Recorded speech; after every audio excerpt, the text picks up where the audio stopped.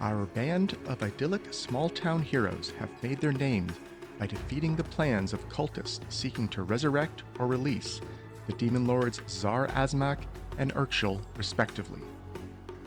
The Elven nation of Kionin has sought to enlist their expertise in their ongoing campaign against Tree Razor in the Tanglebriar.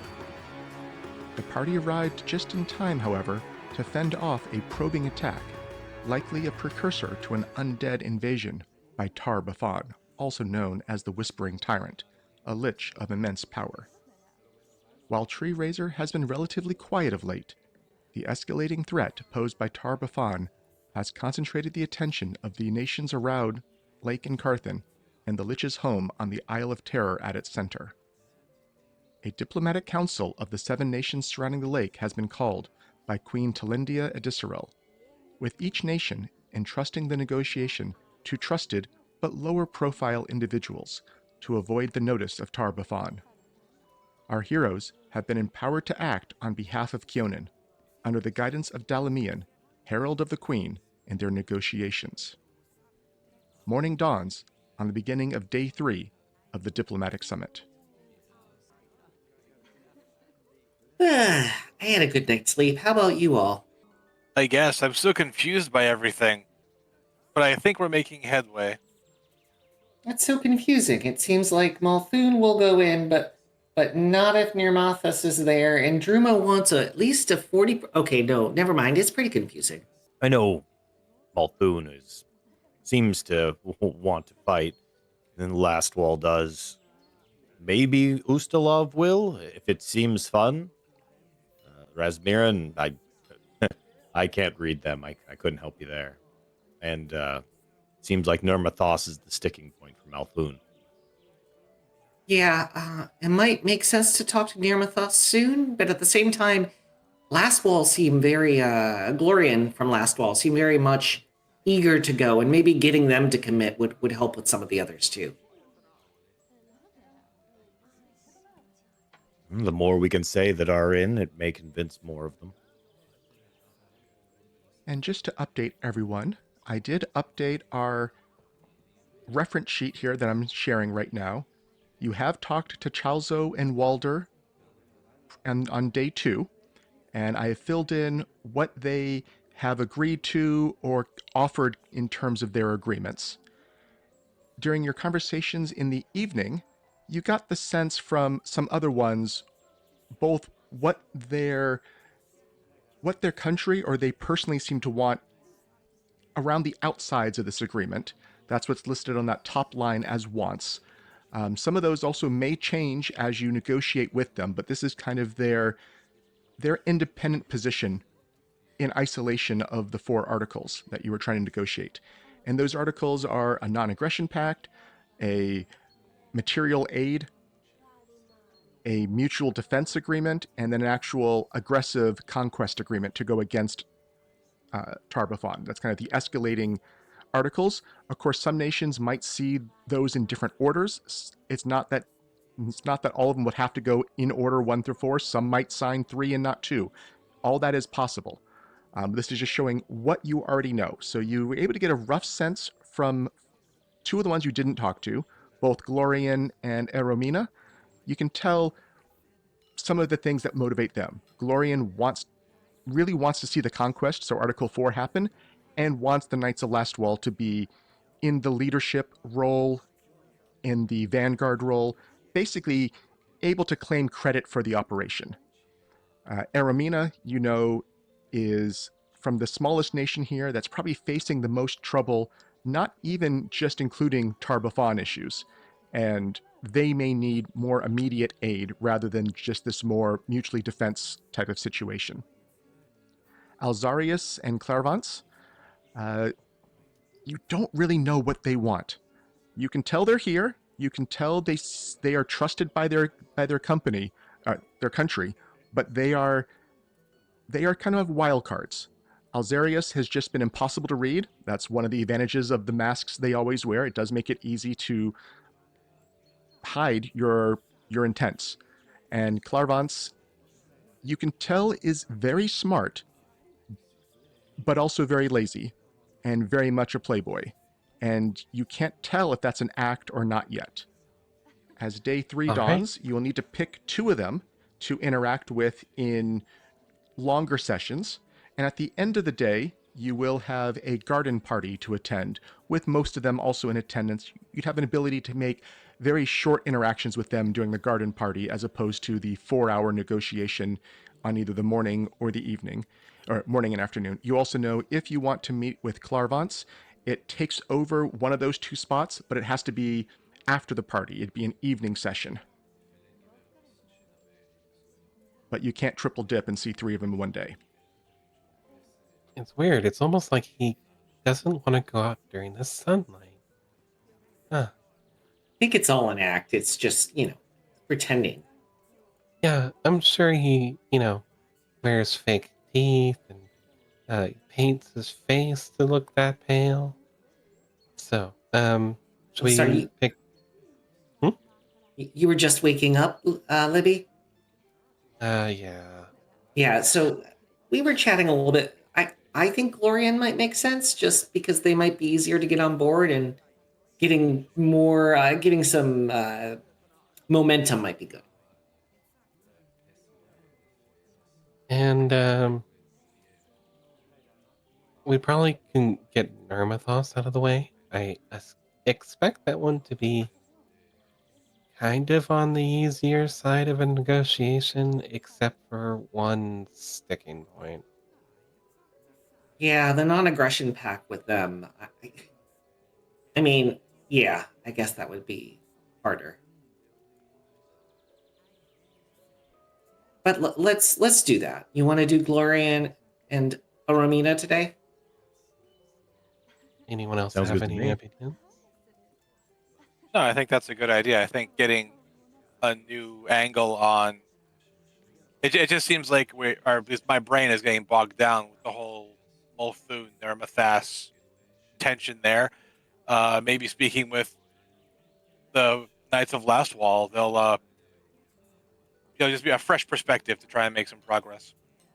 Maybe we can convince them to pay that 40% supplier rate. I mean, Druma's goods are very top of the line. We can try to get them down to 25, but at least getting somebody on board for 40 might make sense too. I think we're going to have to beat them in the middle with more like a 30-35 kind of split. I mean, let's see what the nations are willing to pay. We can say 40 is where they're at. We'll try to bring them down and see how they feel about it too. Is there any Hey. other pre-discussion that you wish to have as a party before I move you to talk with Glorian? Is there any spells I should bring? I don't know what you have in terms of like influence type stuff or Yeah. I'm gonna bring message so we can talk to each other secretly. And I think that might kind of just be the best one for that. I doubt putting them to sleep or using magic any kind of directly on them is any sort of good idea. So maybe not anything like that, other than maybe a lot of casts of hypercognition. I'm all Yeah, I set. think that Nothing I've got to serves do. you pretty well. yeah, that might work out pretty well, I suppose.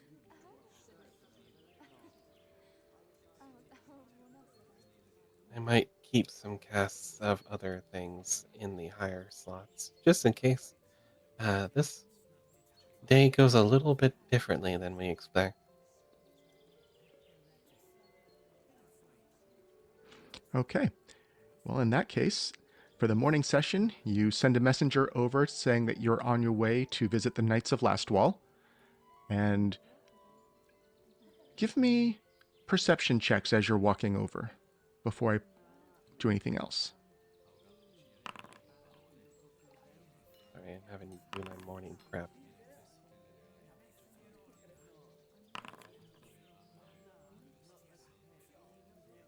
Everyone so far, you are hearing the sounds of battle as you arrive near their lodge. Let me put you on that map. You hear sounds of really- battle coming from, it should be an open door as well.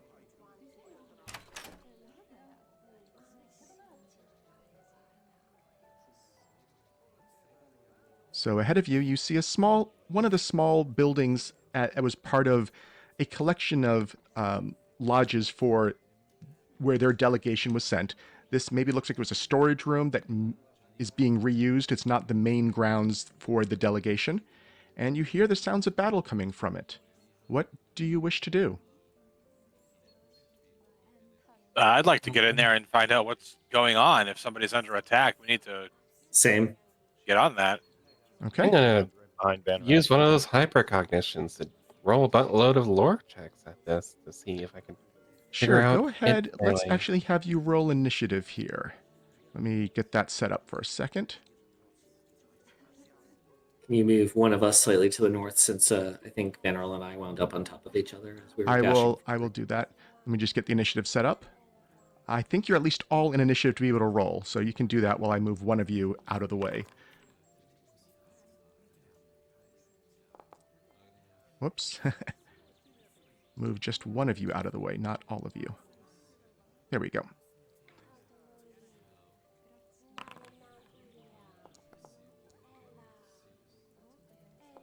I will also use Know the enemy with initiative roll. Okay. Assuming we can see in, right? Yes, the door was open. You can see in. Give me...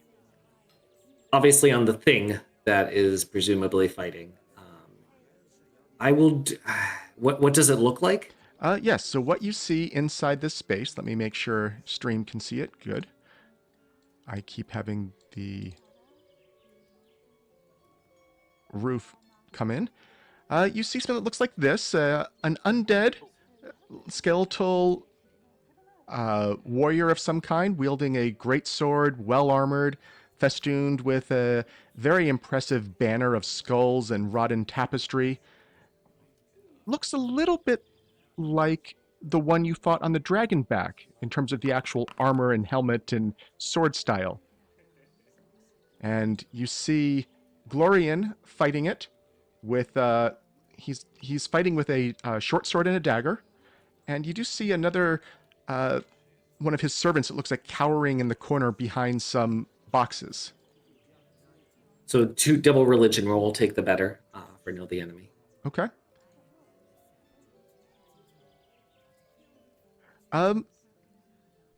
You are fairly sure something is weird about this. At times you can almost see through it, but you're not used to ghosts that have armor like this. It looks too physical to be a ghost, but too incorporeal to be a grave knight. You're not That quite doesn't sure seem what like that a normal means. grave knight. It's weird and kind of blurring a little bit for me. So I'm not sure. But we will start the encounter. And Vanarel, you are up first. What would you like to do? Oh, I'm going to close in on this thing. My instinct is just to get in the door. Nope, let me unpause it. There you go. My yearning to get in the door. I'll get to actually get to this point here, right next to this ghost thing. I know for a solid fact I did not have my weapons out ready to just start a nice diplomatic mission. So I'm guessing I'm gonna have to draw at least one of them, which is what I will do. And we know these had AOs. You might want to do that before you run in. I don't know what this thing is.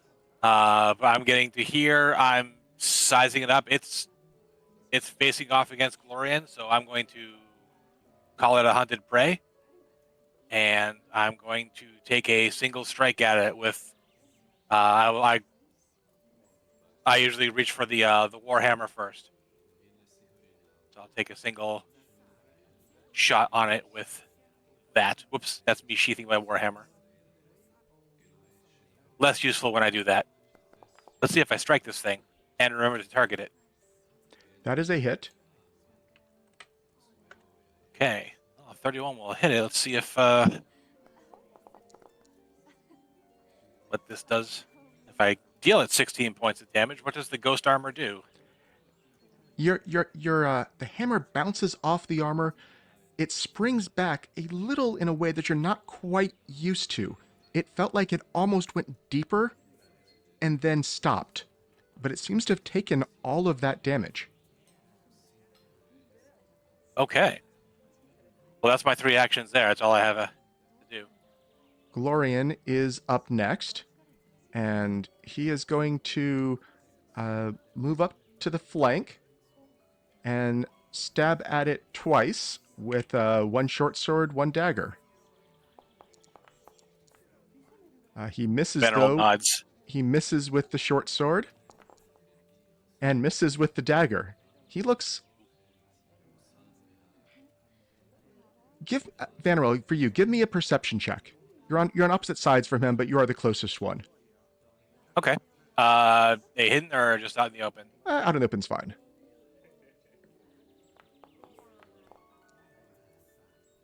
Yeah, you can't make anything out from the far side of what's going on from Glorian. Nothing out of the ordinary. Dezi. Okay. I can see in pretty well here. I something weird is going on. I'm gonna try. I don't know. I'll try a perception check, I guess, to try to figure out what's all going on with that thing, if that makes sense. Sure.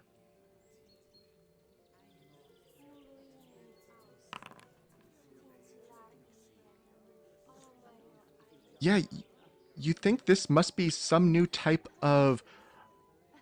You haven't heard of this directly, but it's some sort of specter or ghost that can possess basically a death knight, a grave knight. And it gets a little bit of the best and worst of both types of those things. That's not good. It's slightly incorporeal. It seems like its insides are maybe a half inch or an inch inside what the actual armor suggests. And that's kind of how the blow is hammering into just a little bit and then kind of repelling back. It doesn't seem to have some of the same auras that you're used to this thing having. It doesn't seem to have that. And it didn't look like it had a reactive strike as Glorian was maneuvering around it. Well, either way, I will do the good one here and target it with a holy light at 5.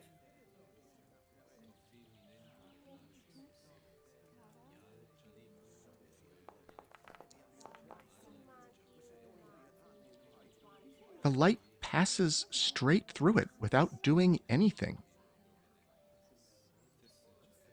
That's not right. That's not how undead work. Libbiel. Okay, well, I'm thinking that I can still use this time to score points with our friend. He's within 80 feet of me, so I'm going to do something I've never actually had to do before and use spell delivery. So I use an action to give Bumblebee 2 actions, and I have Bumblebee deliver a... actually, now that I think about it, I can't. I don't have any hastes in the tank today. Wow. Remind. Oh no. Instead, I guess I target our friend. The Ghost Knight is what I'm going to call it. Within 120 feet. So we're going to hit it with a stagnant time. And I'm going to maneuver that little burst bubble so it only hits him. Hold on. That's not where I wanted to stick it. Not at all. So it's taking a will... I don't think you're going to be able to only hit... Other southeast might do it. I don't know. Oh, shit. You got it. There. But yeah, so... Yeah, there we go. Do I believe that... Okay, yeah, that is still targeting a point inside the building, so you're not having line of effect problems. And that is only hitting the Grave Knight, so I will have it roll its will save. Interesting choice.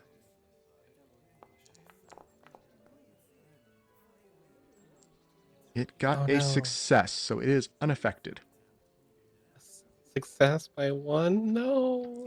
But it will have to take it again if it stays in that space. Oh, yes, that persists for a whole minute, huh? Yep, so that might affect other players.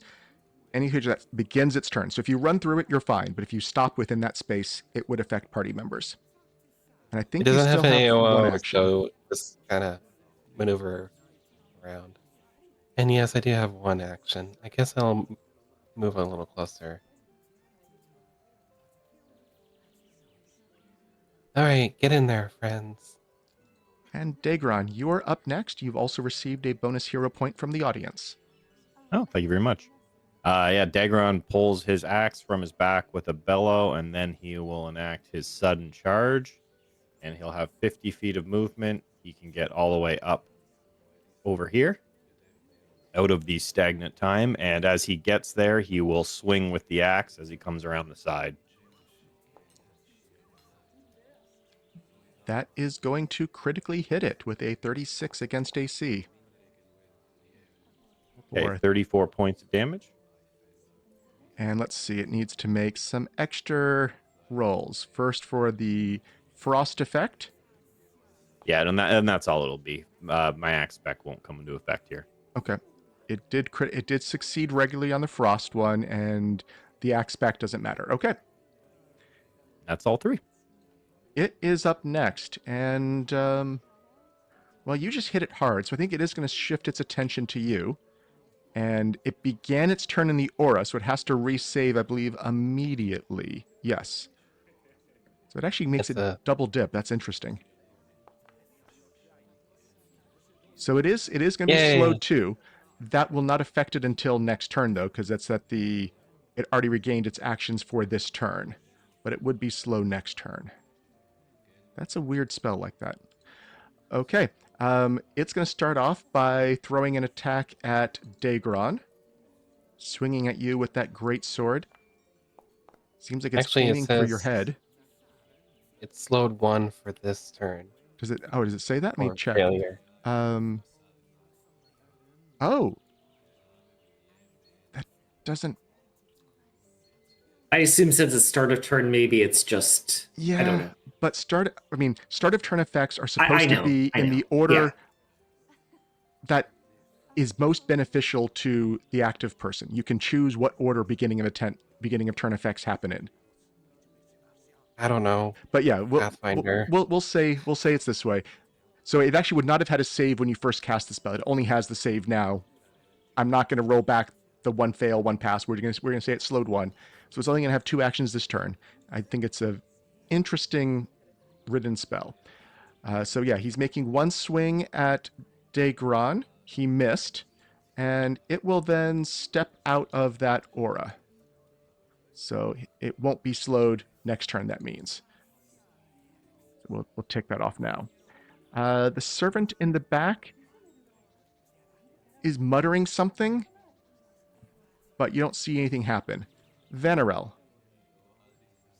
All right. Well, I guess this first thing I'll call out to Glorian. Like, Glorian, what is this thing? As for my first action, I will Give pull me a my diplomacy other check hammer. on that. This is not counting as an action for you, but give me a diplomacy check. Sure. Wasn't feeling very diplomatic in the heat of the moment, but sure, 23. Yeah, you can tell he's looking a little embarrassed, but he doesn't respond. He is keeping his eyes focused on the Grave Knight.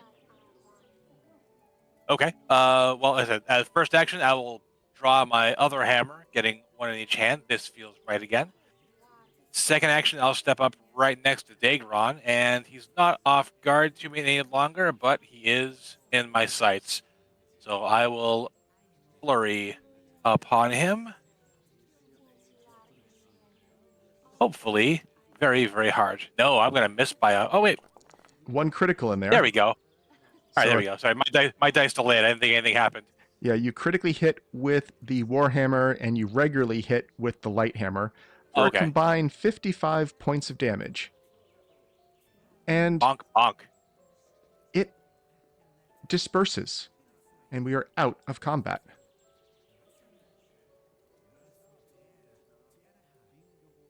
Give me Where did that undead come from, Glorian? a will save, Vanarel. I can send it to chat for you. Why? Oh, okay. Oh no. Why certain?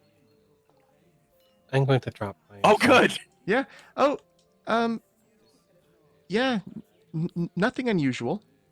Glorian looks up. Oh, I must have lost track of time. I am terribly sorry.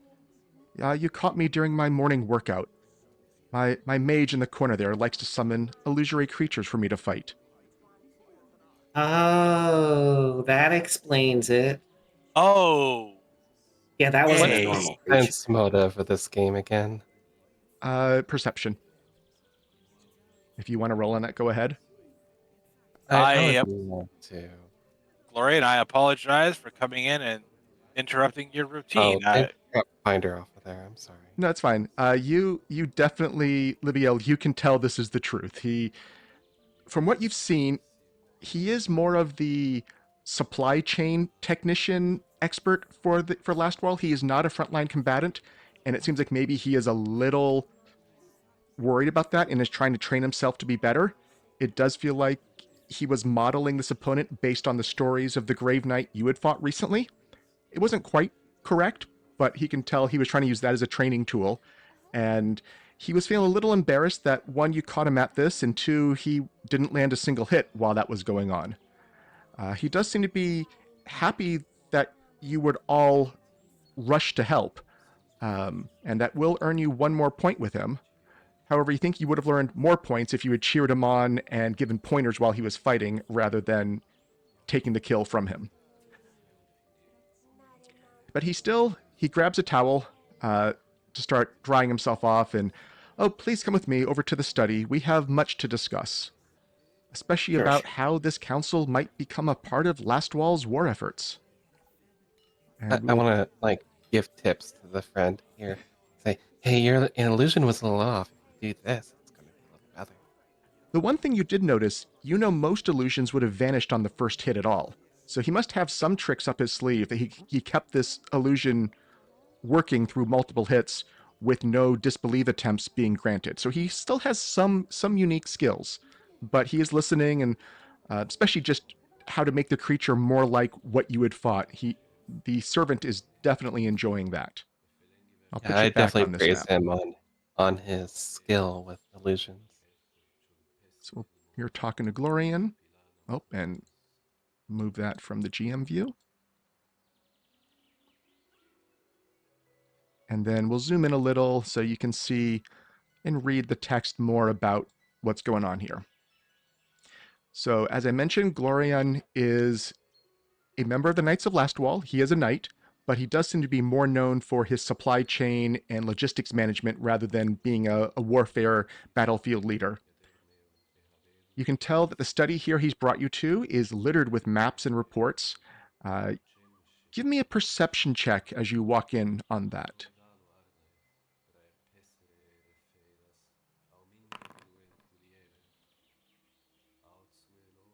Dezi, you can easily tell, you can see all the little flags and symbols and places where all the Knights of Last Wall are, and you can tell that almost all of their forces are in the south. They're in Andoran, they're on the Isles of Cortus. There's only a couple of their battalions or units holding ground in the Graveland, which matches what you've heard. You know that they were almost routed. They are reforming, they are seeking allies and aids, but they are not really bringing the fight to the Gravelands or the Whispering Tyrant at present. And once everyone is seated, he does bring water out for everyone. He serves you all himself. His wizard friend is not acting as an underling or a servant here. It is just him meeting with the four of you. We have been at war with Tarbafon for years now. It is our sacred duty to put the Lich back in his cage, or even destroy him for good if possible. The safety and protection of the nations here are of course of paramount importance, but the primary goal here must be to end the threat once and for all. I don't disagree. I think that's a noble goal. But at the same time, getting everyone on board is an important part of that too. Yes, yes. I mean, surely they see that this is as important as we do, right? I think they all do, but every nation has desires, and it's a big poker table. Unfortunately, for some of these people, they have multiple borders to defend. So I understand this is your main goal, but lots of other people have other strategic interests too. I know Chalzo and Druma would like to keep their trade, and their supplies are pretty good. They're hoping to be able to supply this effort, for example. Mm. They seek to make money off of what is a sacred mission. I do not approve of that. I mean, I think they do have very quality goods, and yes, they seek to make money, but this is also their way of contributing. We shall have to see what the other nations have to say about that. So many of them here have their own source of goods. Kionin, the elven-made goods, are often amazing for fighting against demons and undead. Aromina from Nermathos, their forests have so many amazing medicinal plants for potions and for building ships from the tall, tall trunks of those trees. I do not see why Druma should be favored. And that's fair, and I'm sure you're aware of the tensions between Malthun and Yermathos as well. So Petty they seem squabbles while the Lich grows stronger. don't disagree with that, but we still do need to get them to cooperate. And Dezi, I guess, is trying to do a little bit of a feel out. I think this is probably trying to discover what Glorian cares about, if that makes sense. Sure. Yeah, you can give me perception, society, or underworld lore. That sounds more like a perception or society to me, though, with what you were discussing. Yeah, there's a You would know that No. is a fail if you want to hero point that. Yeah, let's halfling luck that, I guess. Sure, halfling luck.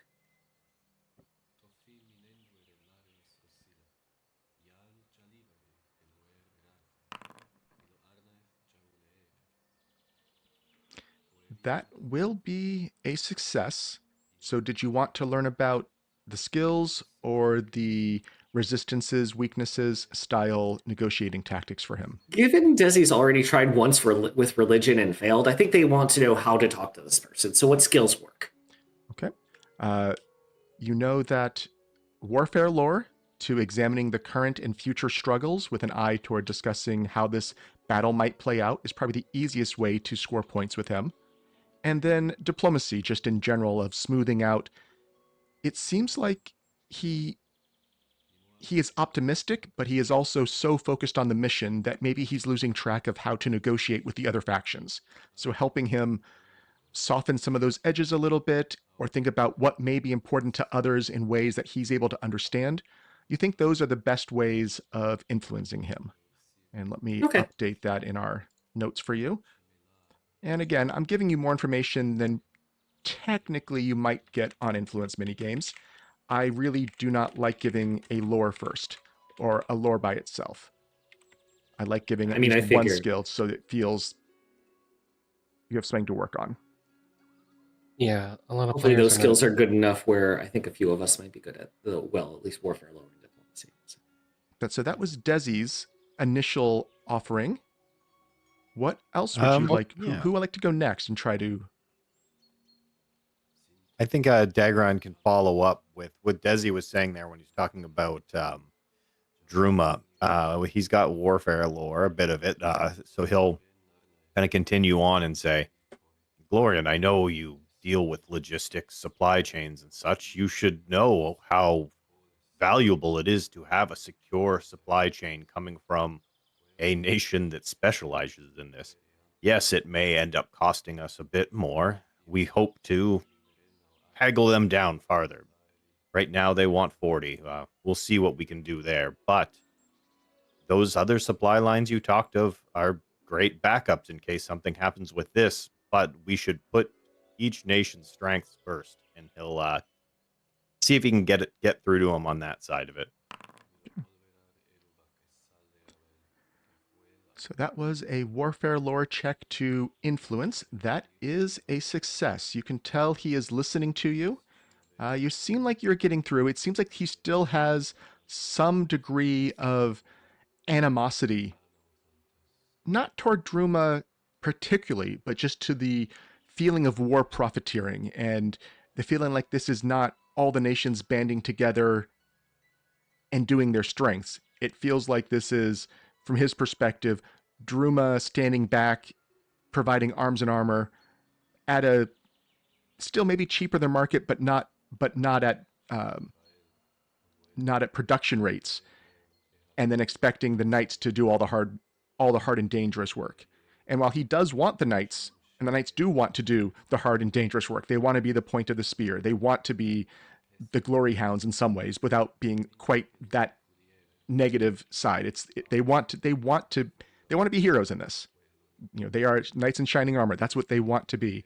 And there's still just a little bit of a feeling that the other Druma is not being selfless enough in this. But he is listening. You can tell it's getting through, but not enough as it is. I would like to try a different approach entirely. I would love to flatter the veterans of Last Wall. So I'm going to go with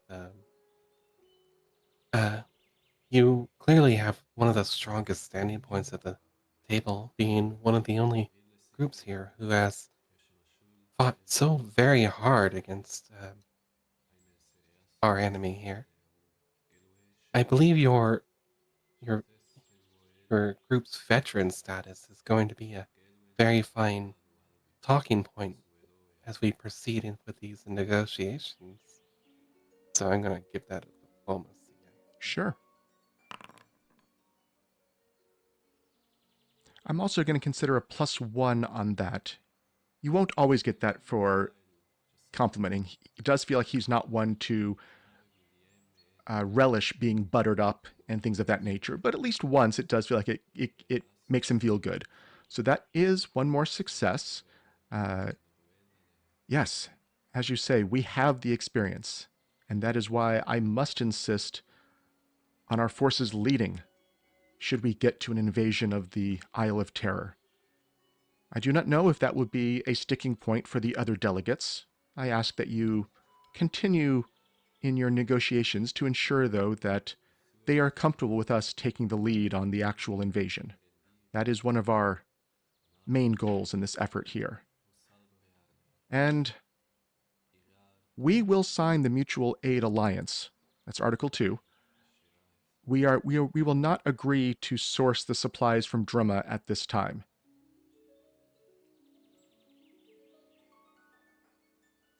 Let me annotate that. Oh, Glorian, we're less than 1 hour into buttering you up. Don't worry. Sorry, that was out of character, obviously. But Dezi's just speaking quietly to himself in the corner.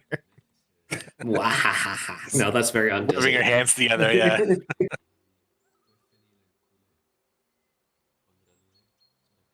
And I think Vanarel has not gone yet. Not yet. But to expand on what Glorian just said, I'll tell him, look, Glorian, I don't think anyone is going to take issue with the Knights of Last Wall wanting to be the point of the spear on this.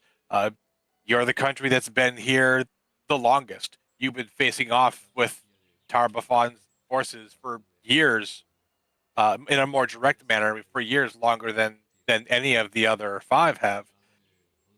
And I understand that's also what might be a source of your frustration with Druma doing what they do, but it is what Druma does best, so to speak. So I'm hoping that while it is obviously a point of contention for you, and I totally understand that, it's not a hard end where things stand right now. Just need a bit of time to speak with these other with these other representatives to bring things around, to get them to see the same big picture that you do. And I'm attempting a diplomacy with that, just trying to have him breathe deep and like take a breath and don't get super angry now, because honestly, we already have that with Multhoon, and I don't want another one of those on our hands.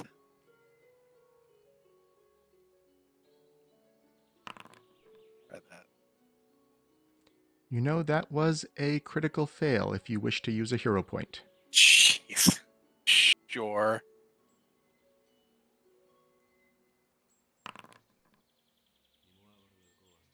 How Well, about now? that was a natural 1 to a natural 20. Good use of a Ha! hero point there. Light improvement. There's only 2 numbers. That's all I roll. So you have, he's listening. He still seems, you will need to work with Druma. 40% is way too high. If you can Fully get them agreed. lower, maybe we can agree to that. But they must give more. And he also has already indicated that Last Wall will sign 1, 2, and 3 at this point. But 2 is still only yes if there's no markup. So that's currently a no for you all. And maybe I should put that in yellow like I did with Druma. Let me do that. Yeah.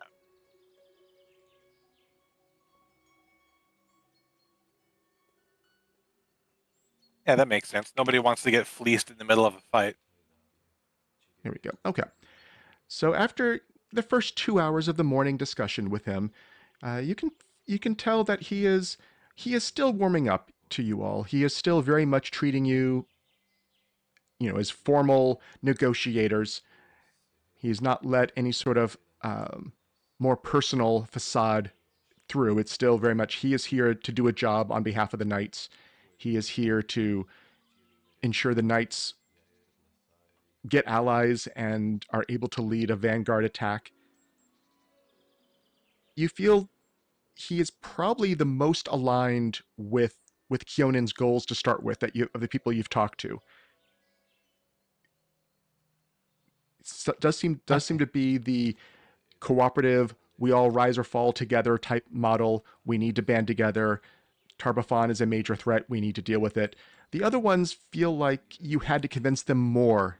At least Walder and Chalzo, you can tell they were here seeing what they could get out of this in terms of power for their country in some ways. And this one has felt a little more altruistic, even if they still have their own demands. But it still does not feel like your chums. This is still very much a negotiation. And so going into the second half of your discussion with him, what are you doing? I would like to maybe ask him more about how the current society of Last Wall is faring, seeing what how they are holding up, what they need, what they have. You know. I would So take that how as a society usually, but if you want to flavor that differently, you can do something else. But yeah, that I would be would the love flavor of to that. just do a society on this Okay. one. I'll be like, so how are the people of Last Wall? Like, where have you ended up? What could you salvage from your great nation and pull back with you? Let's see what this will get me. Let me see. And was that trying to influence him or learn about things? I'm trying to discover about his Okay. nation. Mostly. That will be a critical success. So I'll give you some flavor, but you get to ask 2 questions. Do you want to learn skills? Do you want to learn resistances or weaknesses for the discussion tactics? You get 2 of the 3 basically, or you can get double skills. Skills and I would like to know some more hanging points for this man. Okay. So first, society itself is a skill that can influence him. That is the next one on the list in terms of these are given in order of increasing or equal DCs. And then for resistances, it sounds like that's what you're worried about. Things that if you mention might cause problems. You can Mhm. tell that Glorian does not trust the delegates from Razmirin or Ustalav. And if you are showing that you trust things that they have told to you and are using that in your negotiation with him, that would make it harder to influence him. Well, we haven't even talked to them yet. You haven't, so that hasn't been in effect, but that is the aspect with him. Yes, I could see that now. Listen, Glorian, I understand. We should all band together to fight this greater evil, but every country needs to look out for their people, and that means both fighting this and making sure their people are prosperous in whatever way their nation knows best. And that is a hard task for many of these people. Druma is not a warful nation, and Multhun and Nirmathas obviously have been fighting for a while, and their people have very strong beliefs that they have to get in line. Just the fact that they're both here and discussing that shows a lot about who they are. I'm basically going to try to do some influence via society, I think, here. Okay.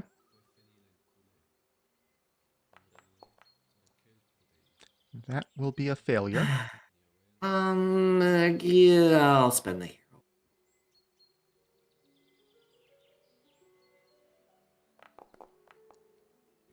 One worse. Yep. Still a failure. Doesn't change it as per my house rule. I won't tell you if that would have changed it anyways or not.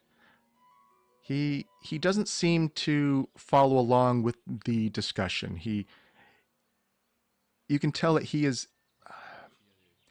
little sympathy for Multhun. You can tell that he definitely views Multhun as the aggressor in what's going on with Nirmathas. Even if Nirmathas used to be part of Multhun and has broken away and maybe has done so in ways that are not completely internationally recognized yet, you can tell that Lastwall has more sympathies with Nirmathas than Multhun. So he's more like South Nirmathas than he is North Multhun. Got you. No, I mean Nirmathas makes no claim about Multhun's territory, so there's no such. There wouldn't be a South Nirmathas style concept. I know the joke you're trying to make, but just to make sure that it's clear how these two countries view each other, I wanted to at least mention that. It's not like a civil war where both sides want to be the whole country again. Oh, okay.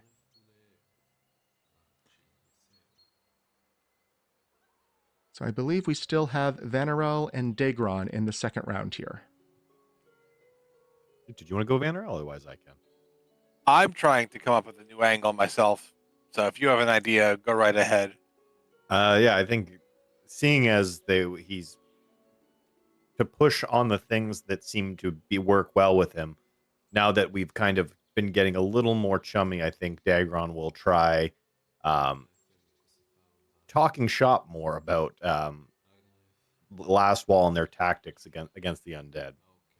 When he's talking to Glorian, he'll go, "Well, Glorian, I know Lastwall has the most experience in this, and if anything, it may be good to share some general knowledge in terms of tactics that you have found have worked well, what we can expect. If nothing else, we can prepare the members of this meeting with more information to deal with the undead. I agree that you should be leading this, and if that knowledge can help us, then we must get it spread as quickly as possible." He'll attempt another warfare lore, as it seems to be the only thing he's kind of got that's unique from everybody else here. That is a success.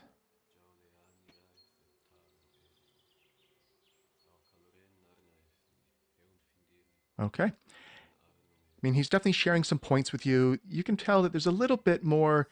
He's opening up toward you. You're seeing hints of an actual personality behind him right now. And maybe not just the glad reputation he's gotten for himself. You can see a little bit more of a sharpness, a little bit more of a shrewdness of understanding tactics and such, even if he's not necessarily the battlefield general. And you're making him recognize that you also understand these things at a way beyond the normal person. Doesn't seem to change the negotiation, but you can tell he is warming up to you Yeah, if nothing else, he wants to make connections with these leaders if he can, to at least make future negotiations easier. And Vanarel. Veneron, I think, is going to go back to some of the other points that Glorian had made before about like what the other countries, that the other representatives had, at their disposal. I remember he mentioned that Nermathos had those rich, like thick forests, full of their different valuable herbs, and I want to try and see like what else he might know about that. Perhaps try to showcase something that's coming from Last Wall. Will, if we can bring that to the forefront, we'll have the other representatives look at the whole situation differently. Like, for example, with Druma, like if Druma understands that there's simply other places they could get a wider variety of supplies, maybe they won't try and be so greedy. Trying to focus mainly on what you mentioned with Nermathas, though, with maybe a medicine, feels kind of shot in the dark. Are you trying to use this for discovery or influence? For an influence. Okay. I will allow the roll. It's going to be at a very different DC. Thought it might be. I'm just trying to get something other than. Oh, that should have been hidden. My apologies. Well, Or maybe it shouldn't have been. I that can't is remember. fine. I was making the DC up to above the highest on the list, and that is still a success. So that is one more point. You could tell he couldn't quite follow the argument you were making. Uh, he seems to take this more as, yes, Nirmathos is important, and Lastwall used to share a border with them. We trust them, and we understand that they are currently under threat from both the Gravelands, Multhun, and the lake. We can probably dispatch some of our forces to be staged along their border with the Gravelands, at least, to try to help bolster their Knights of the Everflame. So you did get a couple of this did get to a new tier of him changing his stance. Let me see what all changes here. So first, he will agree now to buying from Druma if it is 25% or less, which matches Multhun's demands. He also will sign number 4. Yes, if lead. We'll leave that as yellow. Nope, I have double parens on that. Let's fix that. And I think I can make that not wrap.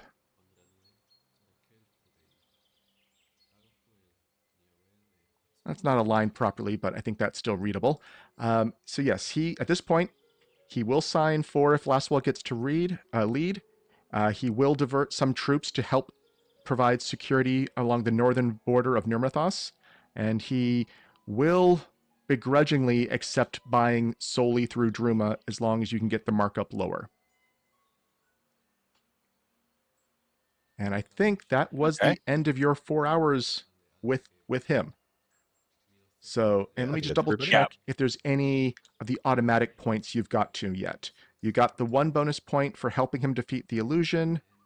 And there's some other points down the road, but you have not triggered those yet, those automatic points. Okay. So before you meet with Nirmathos in the afternoon, is there any strategizing the party wants to do by themselves? So like strategizing between us. Yeah, just Well, if there's things you want to worry about or avoid saying or try to do, or just giving you a chance to talk not in front of the delegates. yeah. Once again, I think it's important for us to try to stay neutral on the whole Nermathos versus Malthune thing. But Honestly, it's kind of weird to me that Malthun is risking going to war with all like the rest of the signers of this if we go we accept Nirmathos instead of just being like, okay, you get like however long it takes us to take care of this problem and then we'll go back to war. It just Yeah, seems fair so point. a weird like thing because then he'd be risking fighting the like well stocked last wall veteran knights, Nirmathos, probably guerrilla tactics, Let's and just avoid that when talking near Mythos, though. Let's focus on yeah, Tarbafon. I don't know. It just doesn't make any sense to me how they're trying to strong arm everyone into being like, no Nirmathos. I think the unfortunate part is they know they have the military might that a lot of them wouldn't be willing to bring to bear for Nirmathos's sake if they really wouldn't accept it. But I think Dezi has the right of it. We can't change Nirmathos's relation with Malthun. We should maybe play on the fact that one less enemy is still one less enemy. If we defeat Tarbafon, then that is more that they can deal with their own agendas. Yeah, bringing up a lot of the war effort from holding off the undead probably would help them as well. If nothing else, if it is something they wish to push, increased relations with nearby nations could be good for them. I don't think we really know how to talk to Aramina. We haven't had much interaction with her. I would like to know what she's interested in, if we're able to figure that out reasonably She, I believe, she was at the. Was she at the temple tour, or did she skip that? The She was there. I spoke with She her was there, but briefly. didn't have quickly. Oh, much. yeah. Didn't have much reactions when talking to her. Um, Yeah. all you know, she does feel like she might be one of the older people at this group. Um, at least the years show on her face more than on any of the other delegates. Of course, Lord General Walder also looks a little on the older side, but he doesn't seem to be as aged from his experience. But they might be contemporaries, is one of your guesses. But it sounds like there's not much else you need to do ahead of time, so you arrive at their lodge after having a lunch, and you see that this might be the smallest staff. She arrived maybe with only 4 or 5 other delegates or other traveling companions with her. You are led behind their lodge to a small garden where they are sitting. She has a small desk out back that she is currently working at. She does tell you, uh, just a couple of minutes. I need to finish some correspondence back home. Please entertain yourselves. I'll be with you shortly. And you are immediately approached by a Sergeant Lithlania, who, oh, while you wait, would any of you like to get in some a little bit of a shooting practice? Oh, sure. I'm pretty decent with my crossbow. Oh, I mean, I'm if wonderful. okay you with one, sure. Wonderful. Certainly. if you want to win against somebody, I can try. Unless you let me use this thing, I hold up the fire staff. Oh, uh, I think we're limiting this to, mm, I won't say mundane weapons, because if you have magical weapons, those are, you can use those, but this I think is a test of martial prowess. Oh, But okay. I, Well, I appreciate I'll the gesture of willingness. I'll give it a try with mundane weapons if Okay. you have one I can borrow. Oh, of course. Yeah, you can put any non-magic range weapon of your choice on your sheet for rolls when it comes up. Um, so And she for she escorts you over to a target range they have set up where there's a small number of sandbags, painted different colors and scattered throughout the lard the yard. How did that come out wrong? There are 5 blue bags close by, 3 smaller green bags a bit further away, 2 yellow bags barely visible through some branches, and a swinging red bag through the leaves of some trees. She does explain that these are 1 point, 2 point, 3 point, and 5 point, respectively. You will get 5 shots. Each target can only be hit once by an individual archer, and the best score of the day so far is 9 points. If you're confident in your ability to win, well, why don't we make this interesting and have a little wager on it? Sounds Of good to course. me. I mean, I'm happy I'm to listening. donate to the cause, if nothing else. So if one of you wins, I will give you a greater potency crystal talisman. And if you do not win, I would like a bottle of fine elven wine from the Temple of Callistria, which you would have seen from last night was worth about 500 gold. Though you do know diplomacy can get that cheaper sometimes. Woof.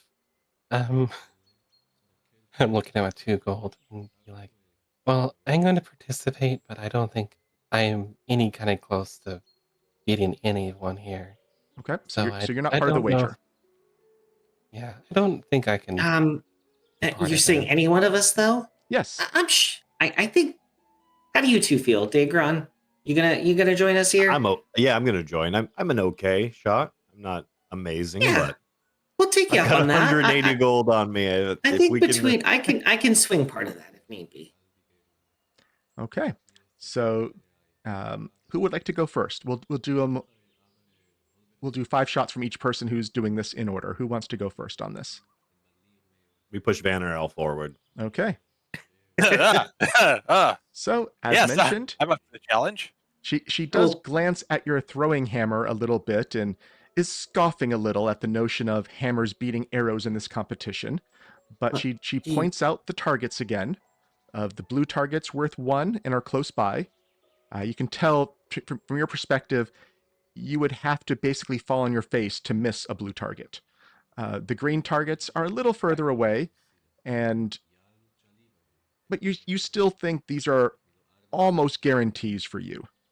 The yellows and reds, however, they are concealed, so that's going to be harder, and their ACs are starting to be more competitive. Just to confirm, any abilities we can bring to bear, or are you looking for just physical practice? This is meant to be a fun little competition of your skills. I guess if these are skills that you consider things you would use regularly, sure. If you're talking about bringing out single-use consumables and talismans that you're sacrificing for this, that feels a little outside the scope. I'll just say a quick prayer to the open roads and clear skies, and we will cast a little bless. Okay. I guess that affects her too, because It You know, does. for the purposes of this, I'll say she's not my ally currently. Well, I also think- think the best score of the day being 9, I think was her score. So I think she's already set the benchmark. Oh, she's already done. So Yes. fair enough. Yeah. This will matter for the 1 minute. Sure, it but is assuming round you're taking wins. 1 shot per round, and so all your Yeah. shots are at top map. There's nothing that's rushing you normally. But if you want this 1 minute to cover multiple players, you might need to go faster. So that's Okay. up to you.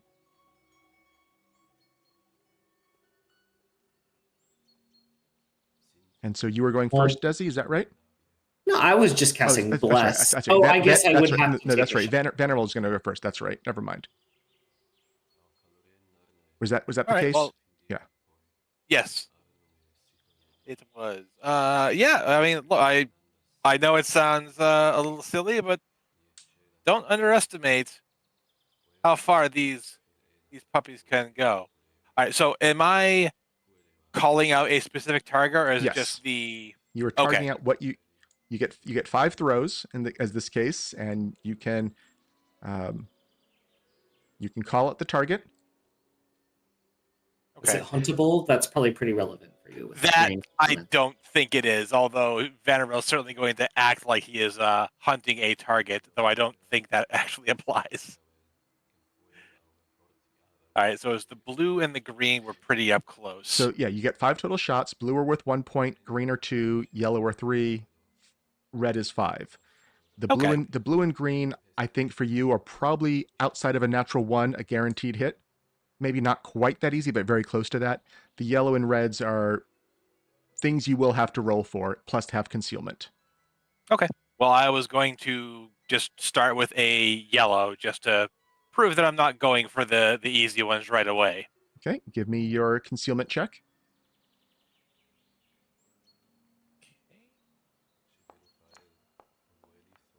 Okay, you're able to connect if the hit rolls well. Roll your attack roll. All right. This is the throwing hammer that will whip right back. You throw that. Was not one of your best rolls, but it still smacked the yellow very firmly inside one of the bushes, knocking it off the branches it was resting on. Lithuania looks a little impressed at that as the first swing, and because she could tell that you weren't warmed up yet, and that still was a pretty easy hit for you. What is your And the second one? Hammer will shoot back to my hand. Oh, it's everybody at once. Okay, Yes. sorry. Just sort of laying right now. Yeah, guys, it's the bushes do get in the way a little bit there. I did notice that. I will go for the yellow again. Okay, there's only 2 yellows, so okay. This will be the Okay. second one. Oh, it's the other So, one. There. Concealment check. Right, concealment check first. Oh. Yep, okay. That Concealment's gonna not burn me in causing a problems for you. Oh, but I'm acting like it did though, so it's fine. And then yeah, one swing of the hammer. And that would have been a crit, not that you can crit these. So you have scored your first 2 throws, you've scored 6 points already out of the 9 you need to tie or 10 to win. What are you doing for your third shot? Okay. For the third, I will I'm feeling either good enough or cocky enough now. I'm gonna go for that red target way down at the end. I will give you a perception check on that one first. Sure.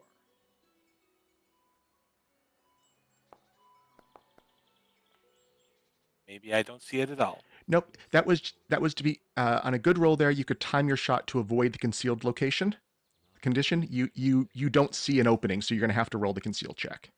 Okay. And you miss, unless you're hero pointing the flat check. No hero points to speak of.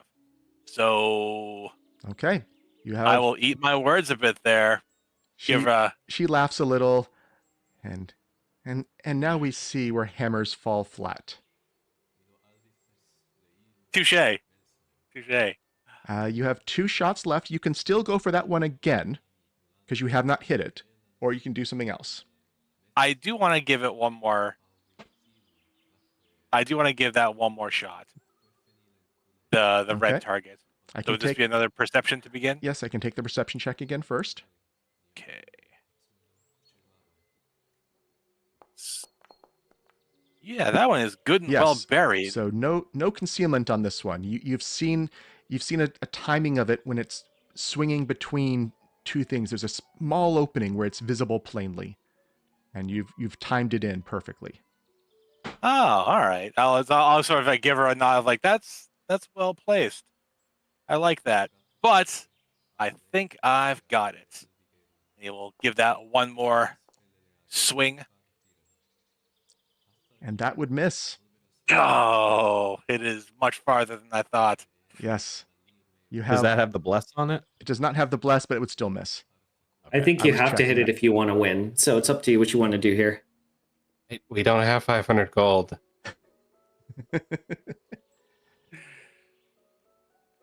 Well, we all get a shot at this, right?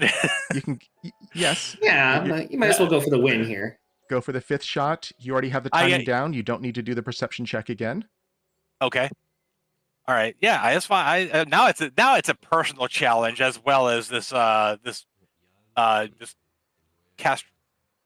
Castrovellian wine that's on the line here. I'm certain I can get that. Just give me 1 second.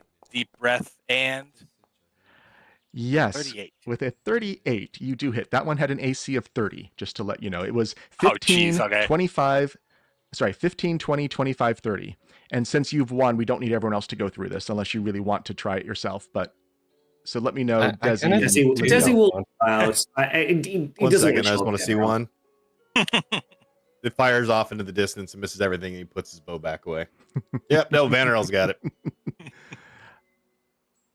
One second, I'm trying I to find did something. really want to see what Libby can do. Yeah, if you want to roll, go right ahead. That's totally fine. I just don't want to, if the result doesn't change anything, I don't want to force you all to run through it if you didn't want to. Yeah, so she pulls out a javelin because she's like, I'm more used to like sticks. And she's going to go immediately for just like the yellow targets. So I guess we'll have to do a perception roll to see if we can get a The yellows just need the flat check. Yes. flat check, flat check. Shit. It's not supposed Yeah. to be blind. Flat check, you can hit. Roll the attack roll Okay. with it. Javelin, go. You hit the yellow one very solidly. Feeling confident, maybe a little cocky now. Yeah, Let's go for Aramina another looks one. over it and like, okay, I was not expecting that from you. Are you secretly some kind of battle javelin junkie? No, this is my first time. She goes and picks out her javelin from the ground and comes back. Okay, Nice shot, Libbiel. That was really good. Is this a natural skill of all of the elves from your home? well, we're all pretty dexterous from what I know. Yeah, I was gonna try the red target. Go ahead. And while you're doing that, she does hand over her greater potency crystal to Vanarel, but anyone can take it. But it's there in the chest. So perception check first on Oh the red. no, I Yes. failed this one. It's going to be another yellow one. Okay, Dezi can hit the red without the concealed check. Libbiel failed the This flat should- check on the second yellow. Should in theory be one higher. I can't. That That's misses no though. good. Yep. That's no good. I'm gonna use the thing. Thing. What thing are you I mean, using? Oh, guiding Guiding luck. luck. Yeah. I have like 5 billion ways to reroll. It's fine. Oh no, of course. It just must be off. Oh, I did that. Yeah. Yep. It's fine. Vanarel's got it. Yeah, so you won the challenge here, and there's some good laughter going on as other people are trying things. Both the Dezi's cockiness that didn't quite work, Libbiel's initial lack of confidence that went perfectly and then failed on the next one. You're all having a good laugh here when Aramina does finally call you over. Yes, please. Let's step inside and we'll let the militia here keep up their training and let us see what we can come to an agreement on here. So she leads you into the sitting area and begins making a pot of tea. You can tell she is blending multiple different herbs of some kind and different tea leaves. She's spending a lot of time on this and then walks over and pours tea for all of you, including herself, and says, okay, let us figure out what we are here to decide. I know Nirmathos isn't in much of a potential position to help anyone at the moment with all of our struggles. At least the western border with Operek has finally calmed down. Everything else, we are beset on all sides. But two of those sides are Tar Baphon, between the Gravelands and Lake Encarthan. So we see immense value in this proposal. I am not sure, though, what all we have to offer to make this arrangement work. We hear your lumber is some of the best in the area. Multiple people have talked about that to us. That is true. We have We have great forests. We would not want to see them completely razed. We are a forest people ourselves. I'm sure the elves here understand that just as well as we do. Druma would like to handle supplying of goods, but I'm sure raw materials, they could certainly use your supplies, and of course not taking down your whole forest. That would be unthinkable. But certainly some to spare there to help the cause. And also, I already have you at 4 points with her, just to let you know what that sets up as the basic position. So you start off with 1 point from the initial greetings last session. You got 2 points for engaging in the archery competition in good faith and joking, explicitly joking around as Vanarel was doing, and Libbiel to some degree is worth a bonus point there. Whoa. And you also already got the promise from Lastwall to provide extra aid. So between those, you have earned 4 points, which puts them at the next threshold up. So at this point, she was already willing, before she even arrived here, to sign Article 1. She is willing to sign Article 2 right away as well. No conditions on that. That might be the first one of those you have for Article 2. So that helps us with Chalzo too, presumably. That does. The one catch is, she is saying that they are probably going to have to invoke the need for. Oh, sorry. This is where I think they got things a little wrong here.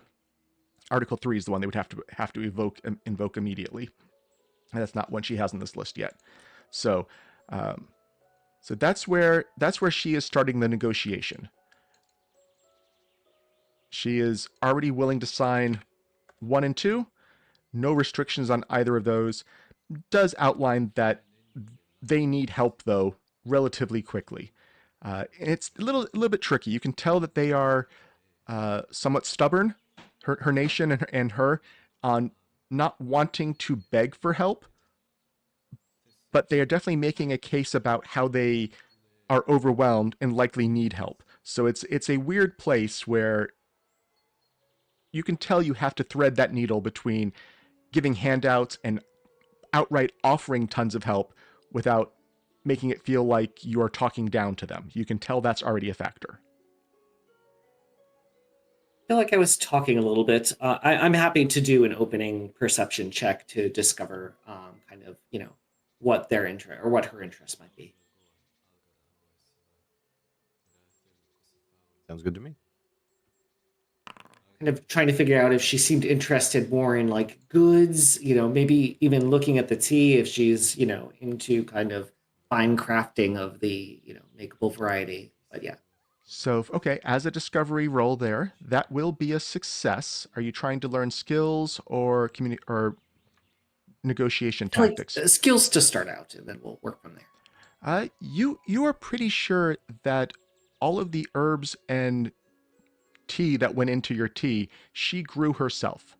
And she might be a little proud of her nature backgrounds. Okay. Her nature skills. So you think you can discuss nature type topics with her to gain influence. This is not necessarily. This is a place where you're more engaging with her rather than her country's demands, but it works just as well in this case for building that rapport. I mean, also the lumber too is relative to the nature stuff too. It is, but it is much more focused on the things she's grown herself in this context. Fair you can enough. tell. Yeah. Okay. Who would like to go next? I'll go. I'll try to influence by talking up her tea, being like, "This is some of the finest tea I've had, and I've, had quite a few different varieties in Osprey. So yeah, I'm gonna talk up her tea and compliment it with diplomacy, I hope. Okay.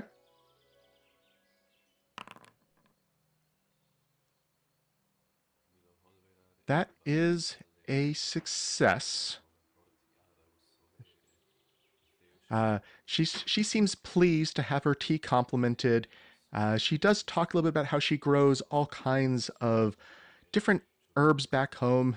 she dabbles in some alchemy. She can make some of her own potions. She hasn't had enough time to spend there recently with all of these efforts on behalf of Nirmathos. You maybe had heard her title, which was the um, speak Speaker of the Heart in Tamaran is her title. I would I would like to tag a couple of props I have as well. Bumblebee and my little flower. I'd be like, have you tried honey? Hmm. In what regard? As a sweetener, of course we have, but do you have something else in mind? Well, see, different sorts of flowers produce different sorts of like flavors of honey. Here, I have a sample here from Bia. She's going to pull out a small jar of honey, I assume, and be like, "This is kind of what Bia can make out of this flower," and just give her. I'm gonna let her spoon out her own and do what she will with it. Okay. I will give you a +2 on that check. You want me to do this a second time, but on that check, that did bump it to a critical success. She is definitely friendly with you now. She is comparing notes for different blends of teas and small different ways of tweaking the potion to, maybe taste better to different taste buds from different regions of the world, knowing the types of tea that they like to start with and how that might influence their receptivity to different potions. And it might kind of derail things just a little bit, but you can tell she is friendly with you now. I think that's the first one you've got to a friendly level, and that also is a yes on 3 to them now. This is the one that she also is acknowledging that as soon as it's signed, she will be saying, yes, we need self-defense. We are being invaded on our northern border from the Gravelands. So if there is a mutual defense agreement, it is triggered the moment we have signed. And she's willing to buy from Druma at 10% or less. So she's mainly because they just don't have that money. So this is that weird place where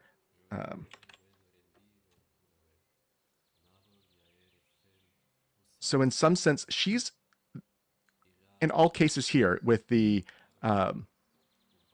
so the way this is working with Malthun, with Nirmathos, with Lastwall, they would sign Article 2, but Druma won't sign effectively because they have not agreed to buy from them. So in some ways, the yes and the yellows here are kind of on the wrong country, but I think it still makes more sense for understanding what's going on. Does that make sense to you all, or have I muddied it even further? I understand the relation Yeah, I here. think it makes sense. Think so? So, and let's see, 10% or less, and she agrees. She has no problem with the knights leading a charge if that ever happens. But she hasn't agreed to Article 4, which is where that would matter. But she's willing to say, "Oh, yep, I've already pre-approved that. That's not a problem. If we decide to sign it, it's not a problem." So that's 2 of you. You still have Vanarel and Daegron. Do you have anything, Vanarel? Uh, yeah, I am going to just take a deep sip of this tea that we're having over these discussions, and just really just compliment her fully. Just I'll tell her that the last time I tried to make tea like this myself, it was nothing more than just pine needles and hot water. It was a far cry from what this is here, what you're able to accomplish here.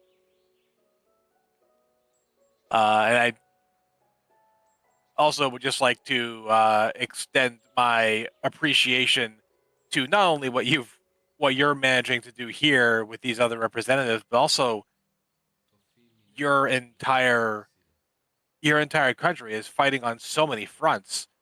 You've got, I mean, I think Oprak has finally calmed down, but you have the Multhun at constant odds with them.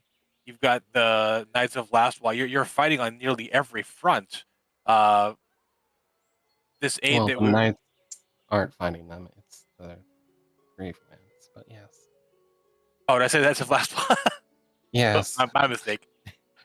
Everyone, Rasmussen, Ustalav, we're about to fight you. No, I'm done. Sorry, I got that mixed up. The army of Tarbafon, Multhun is not giving you any really like any quarter there. I just want to like just truly extend my appreciation to your all of your armies that have been holding the line here for someone that is claiming to be like the smallest force here. You are certainly the toughest. Okay. And what type I of roll was would you like to do with that? Sounds diplomacy I to me, I yeah, think. I started nature-ish, but I definitely want more diplomacy. So I will go to that. I've also given you a hero point for the first hour of play for the correctly joking around with that archer in that Oh, little competition there. all right. This is currently a failure. I appreciate that hero point just coming in, but I feel like if there's any one country where we're really going to lock in fully, it's probably going to be Nirmathas. So I'm going to try and do that. I'll use that hero point I just got. Why bother keeping them?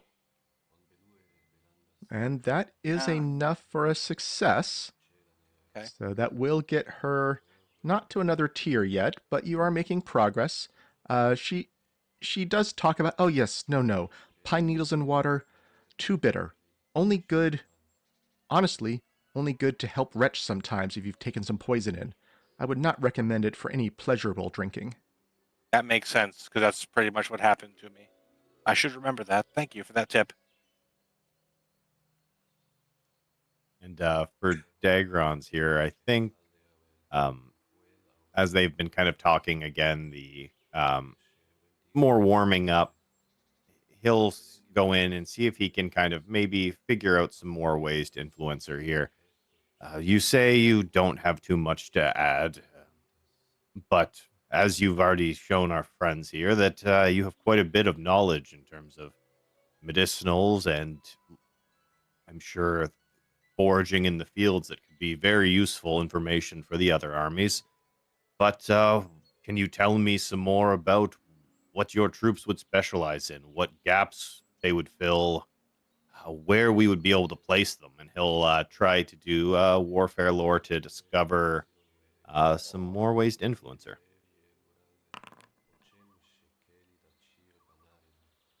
Okay, that will succeed. And what are you trying to learn? Skills Skill. or discussion text? So skills. Okay, the next skill up is diplomacy. Actually, I'm going to, I'll stick with that. So diplomacy is the next easiest skill. So Might as well speaking, set up people who's got better skills. And for let's see, next you round. were asking about their tactics and their support. We may be slightly redundant with the forces that Keonan has.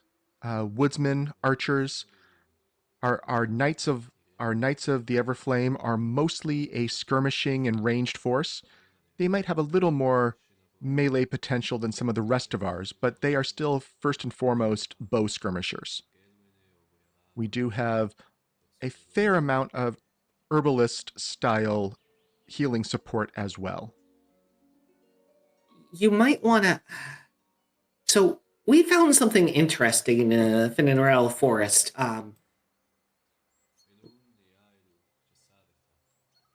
Dezi will pull out the pressed parasitic abyssal flower that they kept. And so this little guy here, he actually eats magical energy, specifically demonic in nature and abyssal energy. I don't think there's a lot of them. I think Libbiel has had a look at these too, but they're really interesting, and I think they could serve some purposes going forward if we could find a way to get more of them. And we'll try to influence with nature with that, I'm guessing. Okay.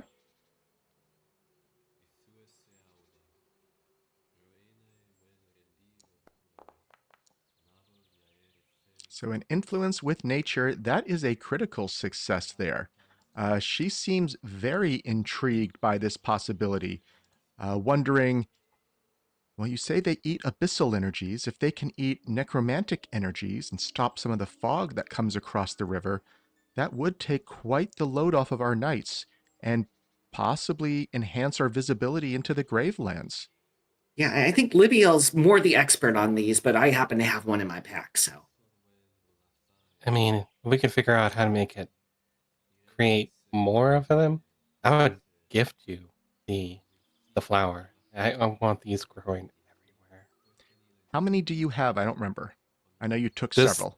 Just the one? we had 3 in total. And you gave, One and I think you as gave one to the elves. I have a live One one to the here too, elves. but I'm assuming I'm not carrying around a live plant on me, that it's somewhere else right now. But yeah. So Dezi and And the one Libbiel that's both have currently one, and the elves have one. I think that was the total. Or did Libbiel have two? Yeah. Libbiel only has the one. She Okay. wanted more, but like They were hard to find. yeah, well, they were hard to rescue more. Okay. It's- So, okay. So you've made the case. She does seem highly interested in these, to the point that you think gifting a living one is likely an auto success or maybe even an auto critical success. But you only have the two, so you have to decide if that's worth it to you all. I'll have to see if we can talk to the elves and see if they've made any headway on making a new one. You know, Libby, if you want to take my flower and gift it, or I'll give you, you're welcome to mine. You're making a bigger study of these than I am, I think. I am currently holding one inside of like a hexing pot. Yeah, I don't necessarily want to give up my sample, but if you're willing, Of course. Yeah, that's fine. So one of the three of you can, who's not Dezi, because Dezi's already acted this round, can gift Dezi's flower. It sounds like with Dezi's permission as your turn. Yep, I'm gonna put it there. If you Though don't maybe want to roll. Libbiel is Daegron will better hand off. it to her, Yeah. so because he doesn't have anything to use. Okay. So Daegron is gifting the flower. We'll do that as your check right now. You don't need to roll. That has crossed another threshold. That does change her willingness to buy from Druma up to 25% rather than 10%. So that's a minor improvement there. Additionally, basically, when you give her that gift, she gives you a gift. And let me get that for you.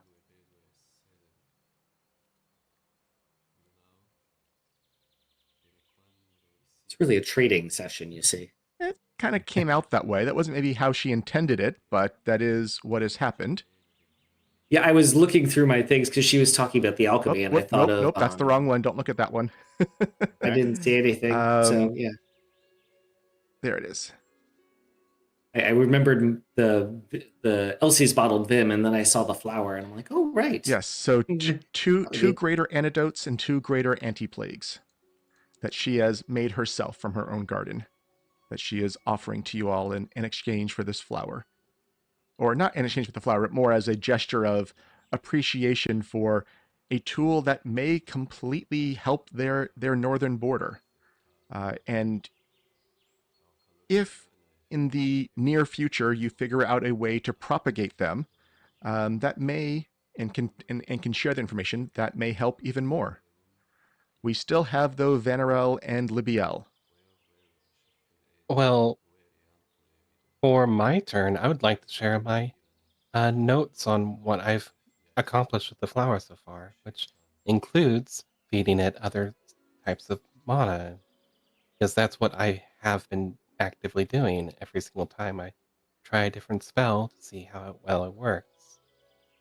As I fed it the brand of mana that it was, right? She's listening and taking notes very carefully. And you can So, give your roll. I'm guessing that's Arcana because that's what I'm using to study these I plants. will allow that. Again, I'm going to bump up the DC a little bit, but it's still relevant because what's going on Yeah. here.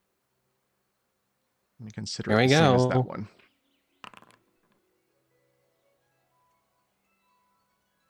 Okay, that is another success, not a critical. Whoops, I went the wrong direction there. You're at 12 points with her. You're doing very well. Vanarel, what do you have to Yeah. offer? Well, I'm going to with all the plants going back and forth and discussion of teas earlier. I'm going to just try to sort of pick her brain and offer up any other knowledges I've acquired on my journeys through the various like forested locales that I've been through. I just try to talk a little like nature with her. It feels like there's been a lot of like the like Nermathas needs help, and I feel like we've covered that. But now let's just see like what Nermathas can offer, because I feel like we can sort of highlight that. It may seem like it's not much, but I think there's 5 other countries here that would have a lot to be surprised about if we bring that knowledge to them. Okay, so that's a nature check. Yeah. Daegron, or Desi's whispering to Daegron, he's going this angle again. What can your country do for the rest? We should tell everybody about it. It works every time, I tell you. Probably. Oh, that meant to be hidden. Sorry That's about fine. That is a success. That gets you to 13, which will max her out. So you've done very well in talking to her. So the results of that, she will now sign Article 4, assuming three nations offer help direct to Nirmathos. And you already have one. The Knights of Last Wall already counts as that. But I'm still going to make this yellow for now, because that's consistent with how I've been doing this. Oh, and let's try to make that not wrap quite that badly. Fastball seems to be ready to throw hands against the undead, so that's good. Additionally, she also goes back to her closet and says, "This has been in my family for generations, but I can think of no one better than you all to carry its and use it in the front lines in the fights to come." And it is a skirmisher cloak, which is a, let's see if we have the full details here. So That is really good. large tailored garment reminiscent of a highwayman's cloak. It's cleverly constructed, concealed pouches. You get a +2 item bonus to conceal an item. And a couple of useful tools for hiding and costume changing and getting a weapon that you need at the time. A little bit like the armorer's keychain thing that also has the ability to change things around. So Yeah. Oh, okay. Thank you. That's very generous. I really do hope the flowers could potentially help, and we'll certainly communicate any information about. We still do have 2, so that will hopefully be enough for figuring out how they reproduce. Maybe. We have one, and the elves have another. Well, fair. Yes. we will keep comparing notes. But now, I'm sorry we actually stayed longer than expected with our discussion of these plants. We do need to prepare for the garden party tonight. But thank you. I think we've made some amazing progress, and if you are this good with all of the other delegates, I am sure we will have a very successful negotiation ahead of us. Don't worry, we're not. I mean, Yeah. yes, of course. At the close of this is day 3, we're coming into an evening dinner party, kind of garden party after dinner, just wandering around, light refreshments, some drinks, maybe some heftier drinks than you would expect normally in this setting. Maybe it's just the really strong elven wines. And all the delegates are here. Dalamian is going to do a short address as everyone arrives. And I wanted to thank all of you for what I'm hearing from the delegates as extremely beneficial and progressing discussions. I know this is a complicated topic, and there are all kinds of nuances to work out. But from what I'm hearing, everyone is engaging in good faith, and we are making amazing progress. Please, relax a little tonight, eat, drink, and recharge yourself for another day of these activities. And all around, you see some other elves are serving various meals from different stations throughout the garden, all kinds of foods and desserts and truly exceptional wines. And after the meal, you are free to wander, dance with fellow delegates, participate in some simple lawn games, or tour the colorfully lit gardens and meet some of the other staff here online. There's not really a moment to diplomatize with people or to talk shop, but all the delegates are here. I will tell you that Eromina and Clavance are both dancing. Clavance also seems to wander over back and forth to the games, back and forth. At the games as well, you would have Glorian is playing kind of a lawn darts style game, while Welker is playing a more a weird, almost like the strongman at a carnival game of hitting the pallet and seeing how high up you make the thing go. But this one's more of a pulley based game over trees. It's really just a weightlifting competition that he's spending a lot of time at. And then in the gardens, you have Eromina and Alzarius walking through the garden along with the groundskeeper and just looking at all the plants there. And so you can each pick one of those activities to do, and you may get the chance to earn a little bit of personal favor. Again, you're not diplomatizing, you're not making arguments here, but you're trying to form a more personal connection with the various people. I know Daegron's going to the the weight one. Okay. He's identified his skill set. Yes. So it's a game of strength involving a pulley and increasing series of weights suspended from a tree. Yes,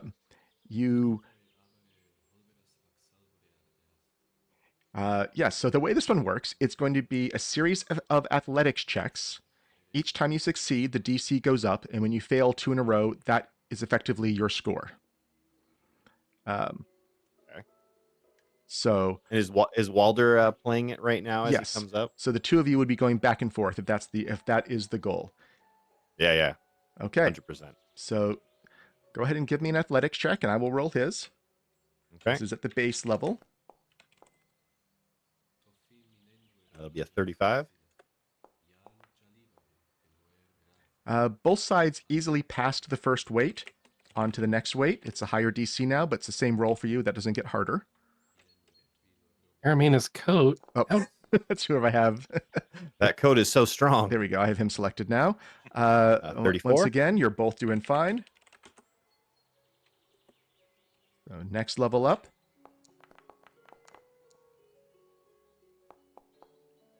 I'm going to re-roll mine. No, so here. at that point, the DC was 24. So you have both passed the 24. DC is up to 26 now. I'll tell you that right now. It's going up by 2 every time. Oh, I feel good about this. 38.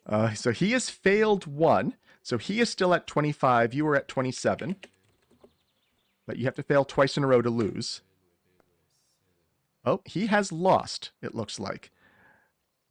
But now it does matter how much better than him you do. So it does matter. Now I'll say doing better is good. It's not like he wants to just be narrowly beat. So okay. So we're up to so 20. Just keep going. Let's see how we go. 8. 30. 33. Yeah. Okay. Yep. So still at 30. I'm going to re-roll this one. reload it. Okay. Hero pointing it. 33. Okay. We're up to 34 is the next. Oh, no, we're at 32 now. Yep. Okay, you got the 32. 32. Okay, go for the 34. 34 is 1 fail. Okay, and we'll go. We're just going to let it ride from here. Yeah, you have to. Yep. So 34. So you finished at 30. You finished at 34, and he finished at 20. 24. 25. No, he finished at 20. His last 2 were yes. 23s. No, he had a 23 that failed, and the 25 failed before that. So the 25 was the 26 one. So you just Are you sure? missed. He was double 23s from the looks of Was it. he? Let me double Yeah. check. Oh yeah, double 23. It could have been higher though, but I will go with that. I'll call it the 24 was what he failed on. And you got to 34, which means you got 5 more successes than him. Let me double check if that makes sense. Actually, we can check that way. So 1, 2, 3, 4. I only see 4 more successes than him. Okay. Yep. Whatever So works there. you had to get 5 more successes to get a critical from him, but that is still enough to get 1 bonus point with him. So up to 10 influence. You are earning some points. He Yeah, seems we take the freebies. Yep, he seems impressed with your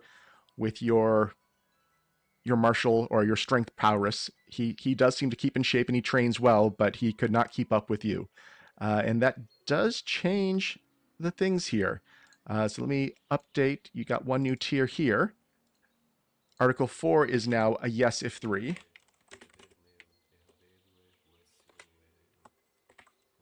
So that's going to go yellow.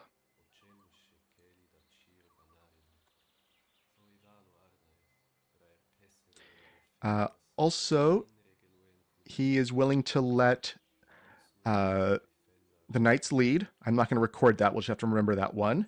And the markup is now 40% that he will accept. Nice. And I think that I'm going to check. This might cause some cascading of other bonuses. It'll trigger like Chalzo, right? That's what I'm By checking. itself, yeah. So that has to be 3 other. So you have 2 other there. But Chalzo, you now have 1 who is agreeing to her terms, I believe, right? Mhm. No one else is low Completely. enough Yes. yet. So Malthune will do 40. Yes. So that will change her position up to 8 points. That's not enough to trigger a new thing yet, but it is getting her closer. Okay, so that was what you did. You've influenced Walder. He seems to have, if he's not respecting necessarily the arguments you're all making, he is respecting your personal abilities. Who would like to go next at the party? I would like to work over Clauvance to see if I can. Okay. Are you What wanting to my catch him while he's at the dance or while he's at the lawn darts? um at the dance so we can talk a little more privately. Okay. I want to try the angle of, hey, do you want to like play a prank or something on everybody else for entertainment wise? What do you suggest? That does sound Well, like it could be fun. nothing too harmful, but like, I think I could mess with some perceptions. Um, Tell me more. might have to be another party, but I believe I hit them with a illusion that might be a little entertaining. Well, I do throw parties every night, and I can tell the 4 of you have been putting me off. Well, it just seems you are so agreeable to a lot of things, and you seem to be one of the easier conversations we're going to need to do. You just are so personable. I don't expect us to clash on many things. So that's why we've been getting a lot of the chores out of the way. Give me a diplomacy check. Okay. Blind. Here we go. Okay, that is going to negate the loss of points by going to him on the 3rd day rather than first or second day. That's not counting for what's going on with this discussion here, but you have successfully smoothed over the minor insult that he was taking by not being taken seriously. You still get to make a performance check here to show how well you danced here, though. Okay. Good thing I also am trained in performance. Here we go. You got that by 1. A D is for diploma. So you have... he seems to be thinking about the idea of the pranks and is definitely inviting you to ponder it more and come up with a fun prank for his party tomorrow night that he assumes you will be attending to do your proper meet and greet with him. So Yeah. you will have a chance to further impress him there with your prank. He has basically given you permission to prank his guests, which are not going to be the delegates. These are going to be mainly all the servants of the other delegates that he's been enticing to come to his parties every night. But you did impress him with your dancing, and by not getting the penalty and getting the 1 point from that, you have got a little bit of progress with him as well. He is willing to sign Article 1. He also is willing to let the knights lead. He's like, sure, fine, whatever. Like they'd care what I say anyways. So he has no opinion on that. And I think that gives you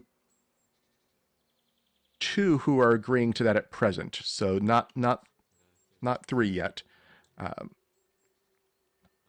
Okay. Yeah. But figured Malthun he- should be 1 now, right? Article 1. Which one? Or sorry, no, never mind. That's if known or not. Yes. Not 3. So that's it's probably impossible to get yeah. both We're of not those. solving that one. Just to clarify, Keonan does not count in this. These Keonan does totals? not are. count. Yes. Yeah. So My Dezi and understanding is Vanarel. this is what was presented by Keonan, right? And we are kind of representing that. And Keonan's basically signing all 4. That Yeah. they've already said it doesn't matter which other ones sign. They will stand with whatever subset signs theirs. They're not putting in any preconditions on that. Vanarel, I was thinking of doing some lawn darts. You want to head over with me? Sure, why not? And so at the lawn darts, as I mentioned, that one was just Glorian. So that's who you'd have a chance to play games with there. And it's a similar game to what the archery contest was. You get 3 darts. You can choose different targets for different points. And it's very similar to the archery contest. There is no concealment here, though. Vanarel's a pro darter. Well, actually, he's better with the hammers, but he can hit pretty much any target. So it is the first target is the closest one is worth 1 point. The next one is worth 2, 3, and 4 at increasing ranges /AC. I mean, the range penalties are baked into the AC scores, so you can just assume they're getting harder as you go down this line. You each get 3 darts, and Glorian. Wait, actually, I think you all have to do different people, so you can't both come to Glorian. I'm sorry. Okay, that's fine. I'll go. So what are the other activities going on? So let's see. You can't double dip on Clarence. You could dance with Aramina, but you've actually already maxed out her stuff. So that probably means the walking through the garden with the groundskeeper and talking. Okay. Oh, wait, sorry. That would be Alzarius? Alzarius or Chalzo must be there as well. Yes. You know what? I'll go chat with walking. We'll go walk the grounds. Okay. And are you trying to I'll chat let- up Chalzo or Alzarius? I feel like let's do Chalzo first, but I'll let the archer if you want to do the darts first. That's fine. Okay. So let's go ahead and do the darts. Glorian does look a little drunk, so his rolls are going to be a little worse. And he is going to start off by throwing a dart at the third from the front. So this is one of the 3-point ones he's going for. And his roll here.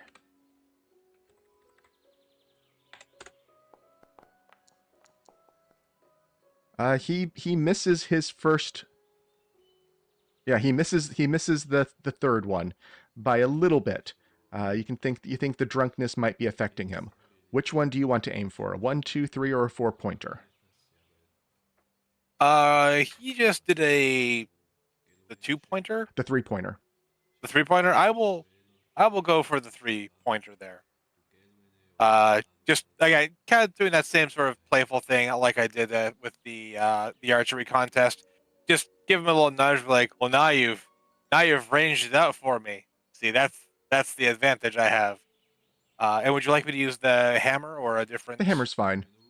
Okay. It doesn't it just says a range strike. So maybe take off your magic aspect. So it's like a -2 or -1. Okay. Yeah, yeah, I can remove the weapon potency. Perfect. Okay. We'll do that there. And we'll give it a go. You also miss. So the first 2 rounds, you're both throwing darts at this Oh. target and missing. So dart number 2, he goes for the same one again, looking over at you, kind of daring you to keep going for that one as well. Turning this into matter of pride to hit that one. And he does hit that one on his second one, so he has scored 3 points. What are you going for? Well, now I have to go 1-for-1 with him now. I'll aim at that same one. Or a similar one if that Yeah, no, it target can is be the same one. Vishkanya. It's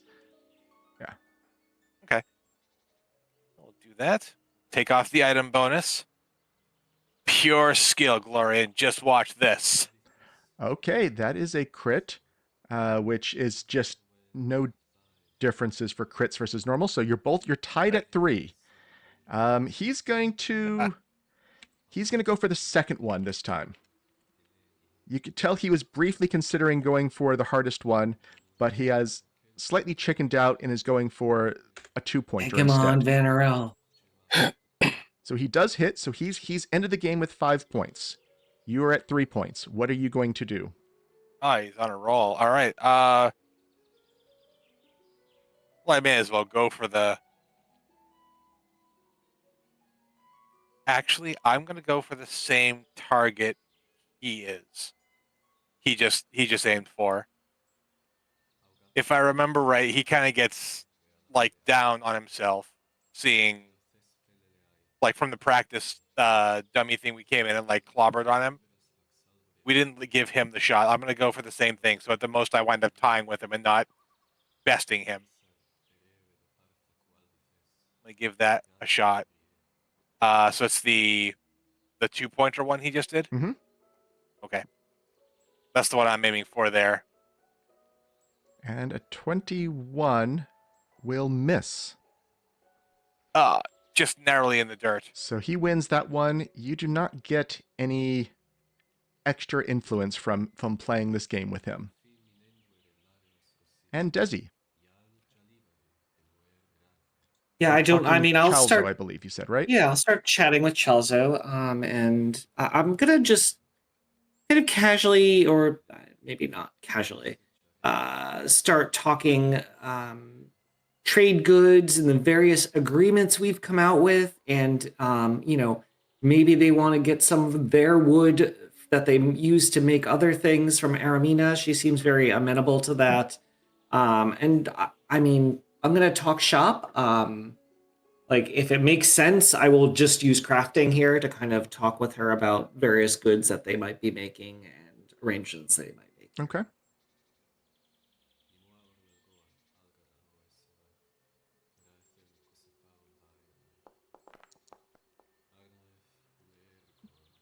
You know that's going to be a failure.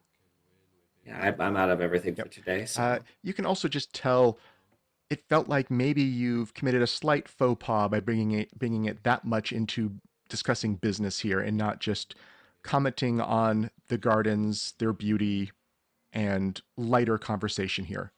oh, the nature. Oh well. You would have needed a crit to count as a regular success as a result of that conversation tactic here. So the party wraps up. You've slightly impressed a couple people, Clavance and Walder, and you're beginning to see a couple of the ways that the different people's requirements are coming together in a way that you can almost see it working, just not quite there. And you can tell, of course, that the Multhun Nirmathos point still seems practically intractable from your perspective at the moment. And you are heading off to bed, and we will start day 4.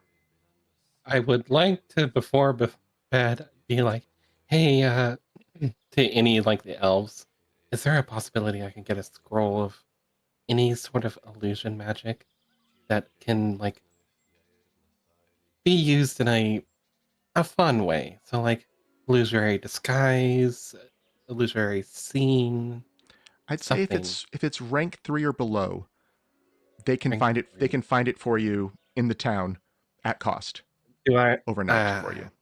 I have to play cost. Mm, Yes, but they can definitely find it for you overnight. Even the shops should be closed by now. They would have the right contacts to find which ones could still do it. what can I sell in order to afford these things? Is the question. Um,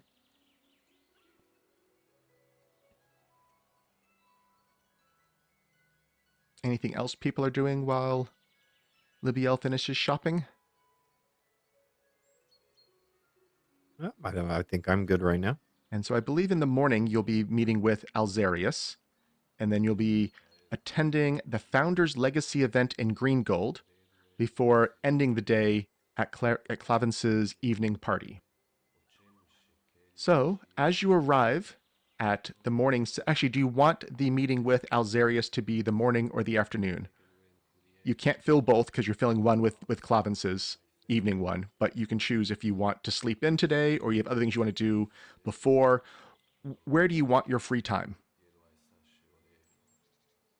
I don't know. Does Alzaria seem like a rise and grind kind of guy? From what you've heard, he seems to be up early. He seems to lead sermons throughout the day when he's not meeting with other delegates. He seems to be Maybe meeting just with doing the morning. That way we'll have more information to strategize on in the afternoon if we want. Sounds good to me. That makes sense. Okay. So when you arrive to meet with Alzarius and the Resmiran delegation, as expected, he is currently leading a sermon up on the using the lodge, not the lodge, this small house as a small house of worship that he is. Um, you're surprised to actually see this many Resmiran followers here in Kionin, but he's attracted some. You recognize maybe a couple from your visits to the city and the taverns at times, so you've seen that these are locals. These are not people who have traveled to meet with him. Some of them do look maybe suspicious of the message. Maybe they are not actual Resmiran followers, but they were curious. And he is going off on a sermon. This comes in. A couple of his entourage have kind of waved you into some seats at the back, and they have gestured to him. And he does seem like he's trying to wrap up his sermon a little quickly, but he's not just shutting it off. And he's talking about the virtues of wealth and how through wealth you have power to help others. And that is why all of us in Razmir try to find the best way to help others by raising more money and more in that vein. It might sound a little bit propagandist, but it also sounds believable at times. And he's a very good, skilled orator, much better than I am. And he, you can tell that most people who are here are leaving feeling better about Razmir, even if they weren't before. He does seem to be a very charismatic person. You don't think there was any magic involved. You're 99% certain. Stuff like detect magic or other things you were watching, he's not manipulating them, and he's not even to your surprise. Nothing of what he said felt like he was trying to manipulate them and scam them with his words. Maybe it's still very religious and very propaganda, but it felt much more fair than you're used to the legends being about Resmiran priests. So even you are feeling like he truly believes this, and he seems to be a good person, is what you're feeling. Of course, the mask makes it hard to know, and it's possible that this is just a facade he is doing. But the sermon ends, and he approaches you all, invites you up as the congregation leaves, up kind of around the altar is kind of where he is ready to have a discussion with you all. And he does open a little bit. You can tell he's still in sermonizing mood a little bit, and talks about how thanks to Razmir, everyone here might be saved. His blessings will surely be vital in helping to defeat the Whispering Tyrant. That's why he's been encouraging the believers to give deeply during this troubled time, and that Razmir himself has authorized Alzarius to ensure these funds are used where they are needed most. And then but enough of that. We are here to discuss the Alliance. I What is your position at the moment?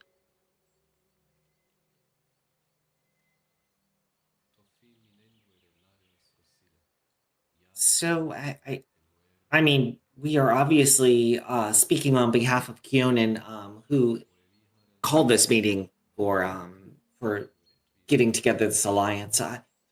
I look around and I see a lot of potential uh, power to stand up against the Whispering Tyrants. I know he's a strength to, or they are a strength to be reckoned with, but we have seen more and more people coming on board, and I do think that with enough influence and a little more, we'd have a very strong and capable force to stand up here. And what type of role were you trying with that? I mean, you just asked my position, Oh, so yeah, that's fine. Okay, in that Yeah. case, yes, of course. Razmirin will not just join the mutual aid, but we will help it fund it as well. As I mentioned, we have been gathering money in this cause, and I believe I can already contribute twice what all the other nations have been mentioning.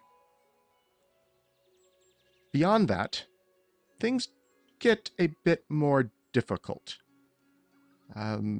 Razmirin would like to join the Self-Defense Agreement, Article 3, but as you have heard, we have an existing non-aggression pact with the Whispering Tyrant.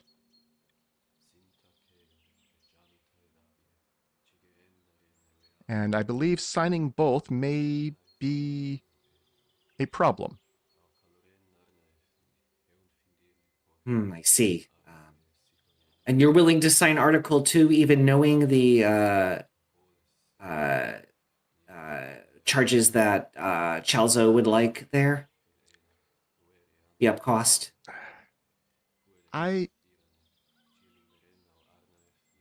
We will sign Or Article 2, but we will not agree to that markup at the present. I see. Okay, I wasn't sure. Yeah, I should probably put that yellow as well. It's that weird non-reciprocal situation.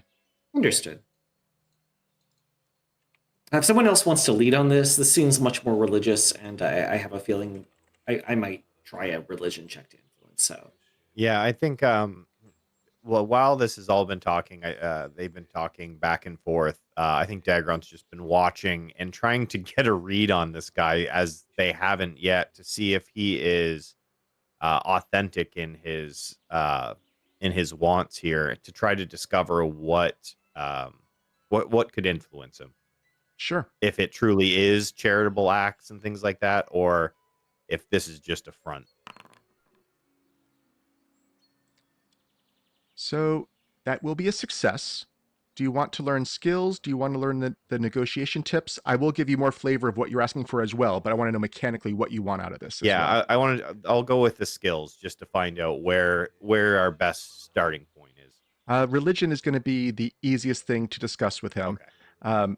To engage with him honestly about his faith without necessarily criticizing it or challenging it. yeah, I think that's what Dezi was kind of going to aim for in terms of just discussing the practices of. I mean, it's not my area of expertise, but I presumably know enough about Razmir to discuss kind of the tenets of their faith, maybe with a more bent towards those that favor him joining this alliance, if that makes sense. Yep. So yeah, I mean, and also to more flavor on Daegron's thing, again, it's really hard to make a read through the mask on what he wants. And the show of generosity I meant there was more, not that he wants to see shows of generosity, but it seems to be wanting to show, oh, I misspelled unclear. Let me fix that. It's bothering me now. It's more showing that Razmir's wealth can be used in generosity inspired ways. Sure, it makes Razmir look good and helps them gain power, but it does seem, at least on the surface, that there's no deeper thing. It is using wealth to benefit others.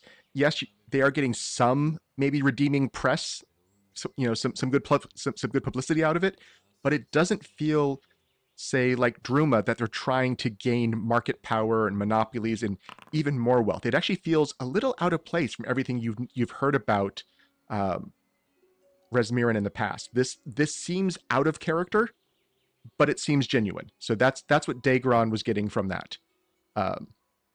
So yeah, I'll roll the kind of religion check to influence in that kind of bent. Sure. That would be a fail. I'll spend my halfling luck for the day, and the 2 on the die gives me a 25. Let's see if we can do any better. Oh wait, one second. Actually, well, okay. The reroll got it. You rolled a 2 to a 3, which was enough. Yeah. Did I really miss with the bent there? Because that's fine. Okay. You know what? It's good. It's Yep. good. It's a success. So that is one more point with him. He does seem kind of the way Eromina got a little distracted when discussing plants and maybe losing the thread of the actual negotiation. Alzarius does seem to lose the thread a little bit when going off onto religious talk, but it is earning some points with him, and you can tell you think he's loosening up to you all, but again, it's so hard to tell with the mask, the hood. It hides so many of the things you're used to engaging with to understand what people are doing. There's even like that kind of mesh across the eye holes of the mask that make you don't even see the eyes of the person. But it feels like things are going in a positive direction. Vanarel or Libbiel? I think I want to talk with Alzarius here about his country and be honest with wanting to learn more about it.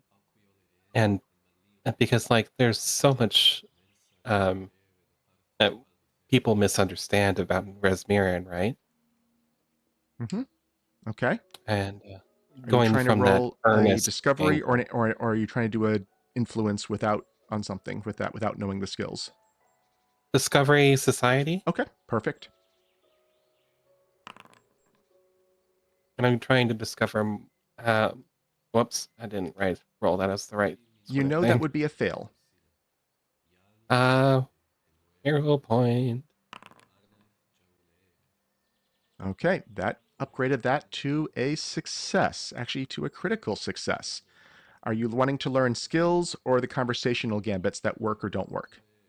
The conversational gambits. And you get two. Mostly. So do you want the positive and negative gambits, or do you want one skill and one gambit?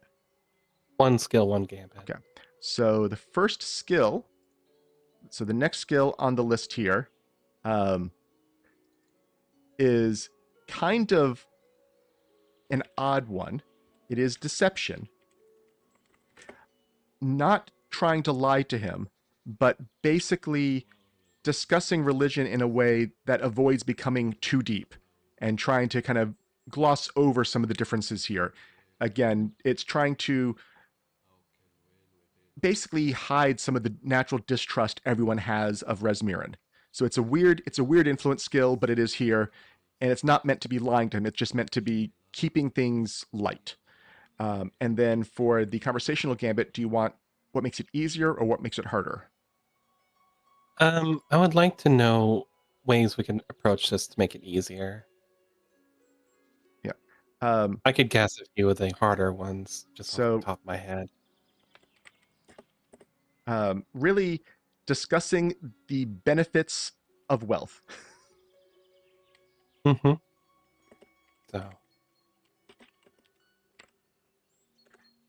So discussing the benefits of wealth, still in the more religious nature of that. So not necessarily in a pure civic way. It still needs to have a little bit of religious overtones, but discussing that in more general states, as long as it's not really questioning Rasmir's view of that, will typically be a positive thing. And we have Vanarel.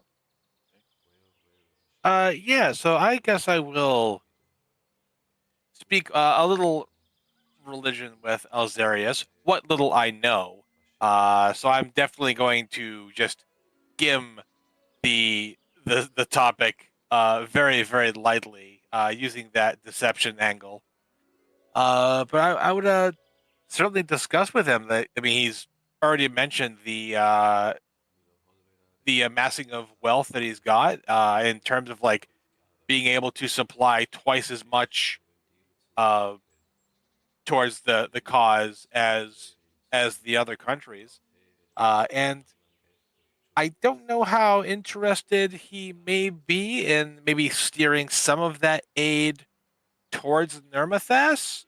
Uh, not no whatever you think might be necessary. I only mentioned that because well, they're of the different countries that are all here in Tarabafon's shadow. They certainly seem to be the one that would be they could make the most use of it of Rasmir's immense generosity. Okay. What were you trying to roll? Sounds like Uh, deception, or yeah, I was going deception. go Yeah, ahead. just Give me the roll. okay.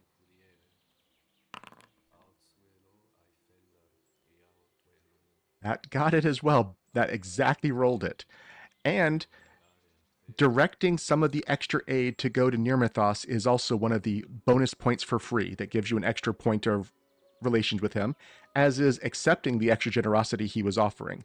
So that bumped you from 5 to no, sorry, from I think that went from 4 to 8 in one roll. Hey, So All right. he seems so first he does once again confirm that Rasmirin has agreed to this non-aggression pact with the Whispering Tyrant. This is something that's been rumored by a lot of people. It's why Aramina, it is why Glorian really didn't trust Rasmir in the first place, and he's confirming that this does exist, but also mentions that most of the Council of Visions are currently regretting that. That's kind of the top archbishops and bishops of the church. They seem to be against this, but they have not broken it at present. And he is pleased that you have directed some of the money to go to Nirmathos, and you know that the worship of Rasmir is forbidden in Nirmathos, and he's making no request for that to be changed. He is happy to still help. There's no conditions on it. It doesn't need to be it doesn't need to be said it's from Rasmirin. It can be said to be from the results of this council. This again feels a little unusual in that Rasmir is for once not using the money purely for power purposes. This feels unusual to you all, but you trust him. This does not seem like it's lying. He's not faking this. He also has accepted up to the 10% markup now. He does lower his hood, and you do notice that his ears are at least half elven, if not full elf, which is not unusual. That's not illegal or uncommon for Rasmiran priests, but it might suggest why he was chosen to be the delegate here. He mentions he has long wanted to personally to find a way for Rasmiran and Kionin to work more closely together. That is why he is stationed at the city of Zer, which is the largest city that borders the river that is next to Kionin. He has tried to find ways to outreach and create better feelings here. As you said before, Rasmirin would like to be part of the self-defense agreement, but cannot make any agreements public to that effect, and would deny it if openly questioned on it. So he's willing to sign it here as long as it can be kept secret. So let me put that on as well.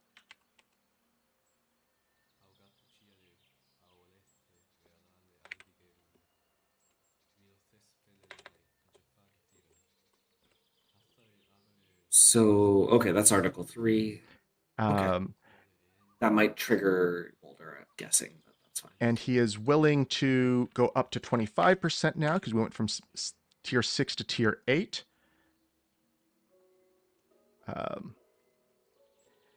And likewise, with the yes if secret, he would also do 4, but with 2 yes if secret and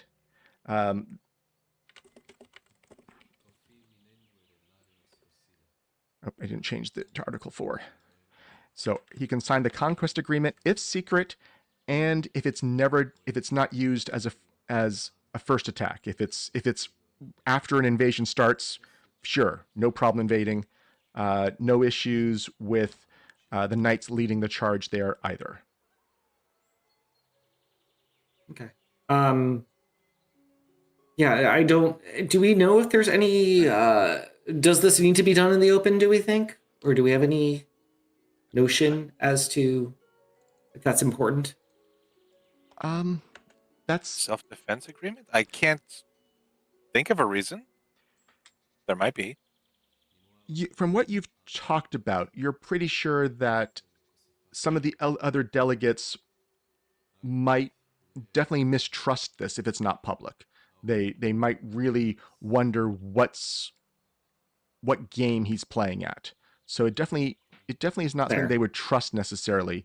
It might trigger the penalties for negotiating with some of them if you ask him to do this. Okay. I will Okay. reapproach kind of the religious angle at this point. This time, I mean, I'm part of the Deliberate Journey, and one of their deities is Abadar, and I'll discuss kind of the benefits of societal wealth in particular, but the ability to contribute, that wealth where you see fit, kind of. But I mean, going at it from a religious bent here.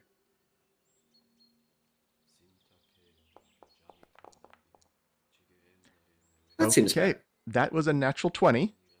That is 2 more points, which I think will finish him. You don't need to do everyone else with this. Yes, that gets to 10 points. At 10 points, a couple of things happen. Let me see if I can find. I was not expecting this. Give me 1 second. Thank you for saving me, Dezi. I didn't have anything to roll. No problem. Anytime I can geek out over religious stuff, it's great. He will briefly take off his mask, which is a sign of extreme respect and trust among them. Oh no, he's hot. Well, actually, he's the opposite of hot. You do notice that standing It's around pretty him, cold. it's always a little chilly around him. But he is now helpful to you. He has removed the mask for a few moments. He doesn't want to have it off too long in case someone else wanders into here, and that's just not done. So he puts it back on after sharing his look with you all. He also guarantees that Razmirin will recall all of its faith barges until the crisis of dealing with the Whispering Tyrant is resolved, and will work to ensure that all future barges have better relations with those they visit.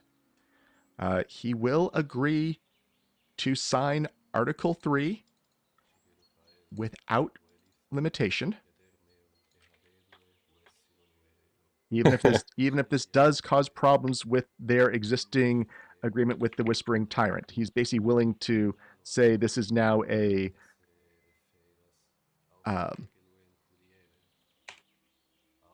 are officially breaking ties and changing sides. And Nice. similarly, also willing to sign Article 4 with no restriction. You do get the feeling that you do wonder just a little bit if he truly is doing this with full permission of Razmir. He said he had the full delegation of authority, but you are wondering just a little bit if this is going beyond that because he wants to bridge things with the elves. It seems like he's supposed to do this, but this does seem you do have a little bit of concerns. And he also will raise the Druma markup allowed to 40%. That triggers Chalzo as well. I believe that gives 1 more point for Chalzo. And let me see what that puts her at. Waiting for her to get to 25%, and then I'm just assume there's this whole cascade effect that'll happen. But that I puts don't. her to 9 points. And is 9 points the next threshold for her? 9 point is the next threshold. So she would, as you heard before, she would either sign Article 3 or reduce the markup to 25%, as well as send aid to Nirmathos. Which of those 2 options do you want from her? I think the first would cascade more. The third would also trigger Walder to sign Article 3, Yes. right? Yeah. So you're But sorry. we would yeah. technically get 1 point, I think, anyway from 2 with him. And I don't want to gamify this. Which do we think Yeah. is more important? I think them dropping the mark up and I'd rather see sending their prices aid- go down. Yeah, sending aid sending and dropping aid. the markup seems to be what's Yeah, I important. think that's to the us. best. Okay, so we have dropped the markup to 25%. Because now we have 2 people sending aid to Nermathos. Maybe that gets Walder to reconsider some positions. Well, that gets Yeah. Glorian in on Article 2, if nothing else, which is nice.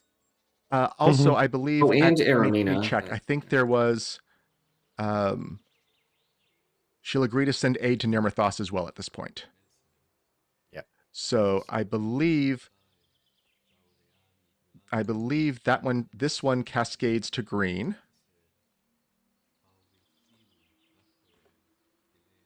Well, Thune's seeming to be the big holdout, unfortunately. I guess I will leave the 3 offer help just so you know that's confirmed. So the 25, this one now goes green.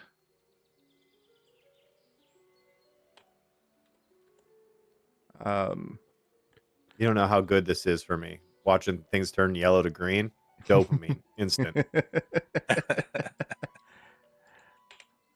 Trying to do this quickly for you all. Let's see. 40%, 3 non-Nern. That would be true.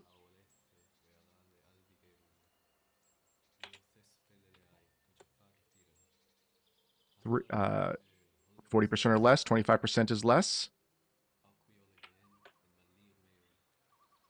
This one is yes.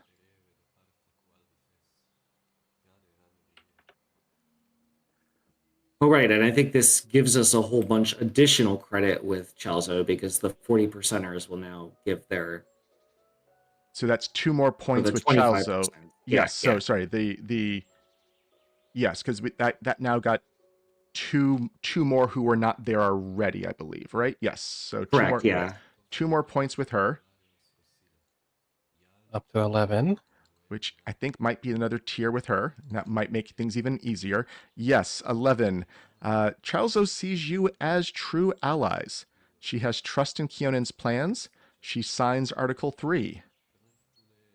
And that triggers Walder as well, because that's 3 non-Nerm people. I love the Feels dominoes. so good. As I said, I thought you were doing very well. The fact that this is spread across multiple in-game days, so the halfling luck there was definitely doing a lot of heavy lifting for you, I think. Yeah, for Yeah, no, Dezi. agreed. It's nice to get a Everyone free else reroll just, every day. everyone else just had to roll well. But let's see. Yeah, other things, I don't think I failed rolls today.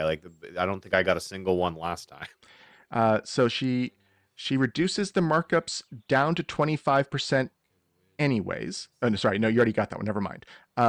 She will now agree to either sign Article 4 or reduce it to 10%. We want 4, right? 4. Article yeah, 4. Okay. Yeah, because that She can have a little bit of a It's markup for last this, wall. Actually, let me do this so I keep track of what that percent actually is at. There we go. That's the actual percent. And this does not need to have a number on it. Is she good with last wall leading as well? She is at this point. It had to get to this tier, so you got that there.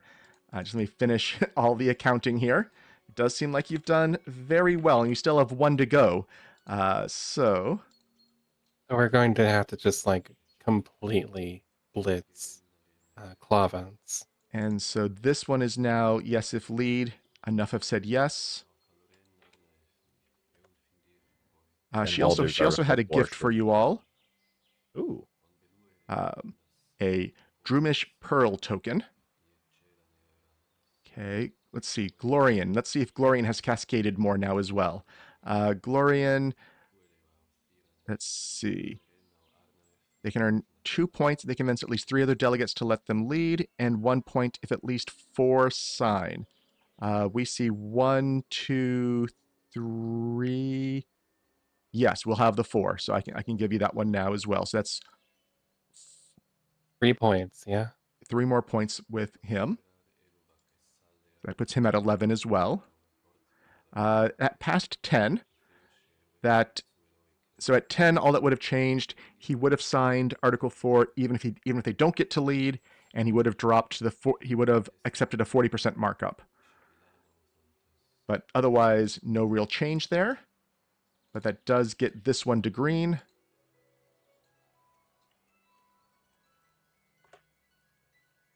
That gets this one to green.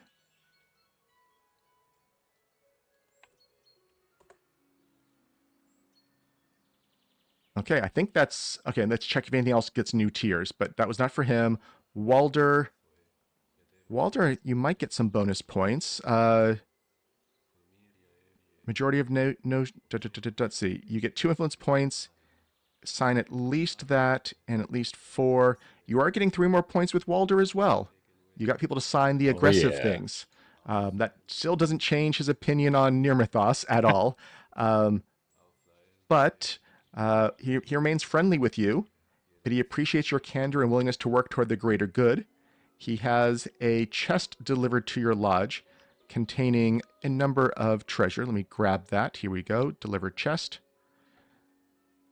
So that's him. I'm just throwing this all in the stash. We'll probably want That's to fine. discuss. We already got all of Aramina, all of Azarius is maxed out. Let me just check. No gifts from Alzarius.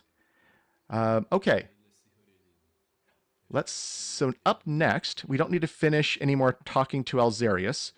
We will do... Do I want to do these out of order? Yeah, no, we'll do these in the proper order. So up next, you have the afternoon off. Maybe gloating a little to yourselves over how well you've done and the fact that you have really 5 of the nations fully on board. You still have... Multhun is probably going to refuse to sign... Well... You're not sure what's going on here, because you can tell if Walder signs Article 3, which he has said he would sign if 3 non-Nirmathostas was not a restriction on them being in there. It doesn't make sense not to sign Article 1, because Article 1 is the non-aggression pact and Article 3 is the mutual defense. So if they attack Nirmathos at that point, it's not just non-aggression. It's the other 3 nations are saying. The other nations are saying, no, we will defend them. So, I'm surprised it can get in that weird state. Don't they also have to agree to defend? I don't know. No. That's just... I guess maybe in the way they're thinking, they're defending their land. Yeah, I'm not Fair sure. enough, yeah. This feels slightly off, but as written, so I think he might sign Article 1 just because it's not called out. It says he would never sign that, but it makes no sense to me to sign Article 3 and not Article 1. There is no way that's... Mutual defense, signing a mutual defense agreement, and they're involved in it, does not make sense to me. So I think... This is bizarre, but I don't see how to reconcile that. So... We can give it a week of deliberation. Yeah. Off screen. Yep, Yeah. I'll think about that a little bit. But so now we are into the Founder's Legacy party for the evening before you meet with Clavance. We probably will not get to Clavance today, but we can get through, I think, the Founder's Legacy. Although today's green gold... Let's switch to the green gold map. So you're back in the city at large, kind of wandering through the downtown area, amidst all the canals and streets. The negotiations have been happening at this little complex over here to the southeast. Make sure I have that all visible. Every year, Green Gold This one holds a over here? celebration in honor of the Elven hero Klaus Snydar, who was the founder of the town. Everyone of you has been invited to this, but for the safety of the council, delegates who choose to attend are asked to come up with a cover story for why they are in town. Both Aramina and Glorian sit out the event, citing being nervous about enemies learning about their presence. And Clavance sits out because he is busy setting up his party for right afterward. But when you arrive, after the final council meeting of the afternoon, the delegates who wish to attend the event are free to wander around the town. Chalzo's cover story is she's here to scout out new mercantile opportunities, which you'd think is actually not that much of a cover. That's what she's always doing. Walder is that he's a simple mercenary on his way to look for work in the River Kingdoms and stopped here for a last chance to relax. Alzarius is dressed in civilian clothing without his masks and is claiming to be a half-elven man here to enjoy a festival that honors one of his ancestors. And you are already known as the heroes of Lantana Beach and do not need your own cover story. And you have to walk past a statue on the way in, directly across from the Temple of Callistria, so it's right down this way. And you hear the mayor, Selvin Vidanori, a human mayor, so a human mayor in the Elven city, and he's addressing the crowd. Beautiful and glorious people of Green Gold, today is a special day in our history, for it is the day we honor a man who symbolizes as the spirit of our town. Klaus Snydar carved this place from the wilderness, using courage and tenacity to do what everyone thought was impossible. And that's what we've done here every day since. We've become the first city in Kyonin to welcome everyone. To this day, this is a place where all ancestries can live and work, side by side for a better tomorrow. Please enjoy the festival. And there is a loud roar of approval, and the revelers raise tankards to salute the brave explorer who founded the town. I can take a perception check from all of you.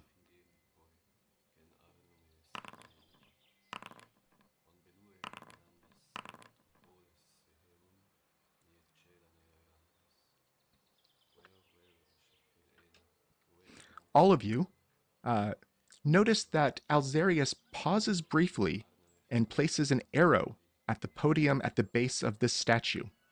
And you see there's a large number of arrows piling up there.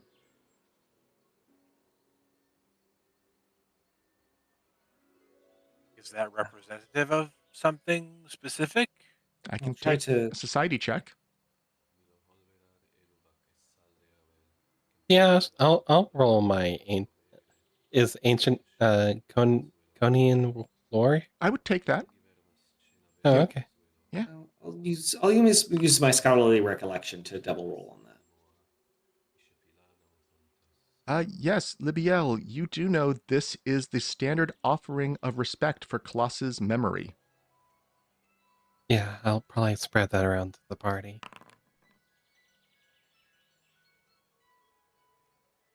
Okay. Yeah. I got some arrows. I'll pull. Daegron takes one from his pack and puts one down also. Alzarius I don't- gives you a little bit of a nod of respect and appreciation. This I would don't have have got arrows, you, but I have bolts, and I feel like that is appropriate for my character to put Yeah. down. this would have got you 2 points with him if you hadn't already maxed him out. So, I do not have arrows. Don't shoot a bow. Here you go, and he hands out Is- one to everybody. Yeah, I was gonna say Vanarel Wow. can distribute arrows if anyone wants to as well. Yeah, And- I'm going to put one down for sure. are you talking to Alzarius while doing this? Or are you just dropping the arrows and moving on? What are you trying to do here? I mean, people Um, don't know it's Alzarius. I don't want to out him, so I think I would kind of maybe give him a nod, but that's about it. Okay. Yep. I might go to the other delegates if they're here and tell them the way this ritual works. Okay. Give me a diplomacy check. Let's So go. yeah, it's Chalzo, Walder, and Alzarius are the ones who are here. So, and I think we said we have maxed out both of them. So I don't think it matters really which one you're picking. Is Yes. Walter a Mac? Yes, Walder has been maxed out. Basically, if they gave you the gift, they are probably maxed out. Okay. Yeah. So yeah, you talk with him some. He also will go and do the gesture. He was slightly.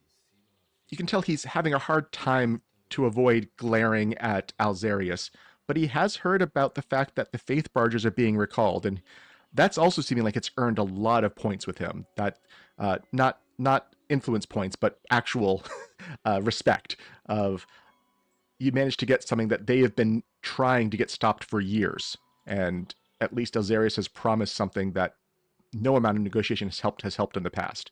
So he seems very impressed with your negotiation skills.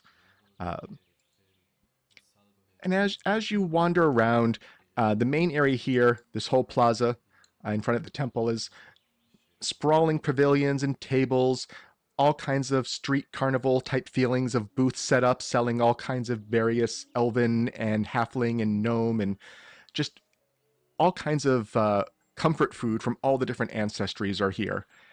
And the one thing that keeps being a little funny to you is people keep kind of bumping into you, not bumping into, but approaching you and apologizing for various things that you don't even remember. It would be stuff like bumping you at the tavern your first night here. And eventually you kind of realize that part of this festival is a time to make amends. And people will often seek out almost any excuse to apologize just to participate in this pseudo ritual of respect and kind of community building.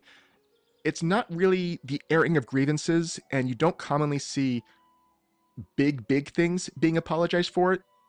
People might do it here, but then follow it up on another day with a more, with a less, what's the right word?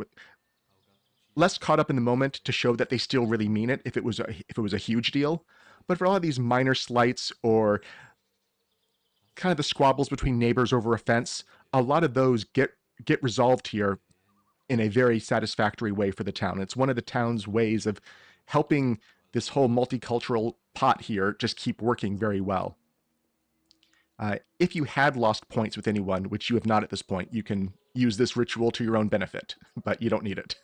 The area. Because he's still going to apologize to Chalzo for talking business when there was such beauty around. Give me a diplomacy check. Yeah. We'll see if it's enough. You brought it up again. I'm not talking business. I'm just apologizing. You said the word. Yes. I'm So very good at it does come off very heartfelt, very real, and avoids bringing up business again as a result.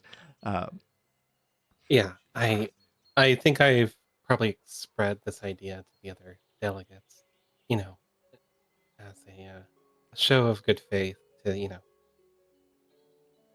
show them the way this odd tradition, that's probably how I even phrase it, works around here.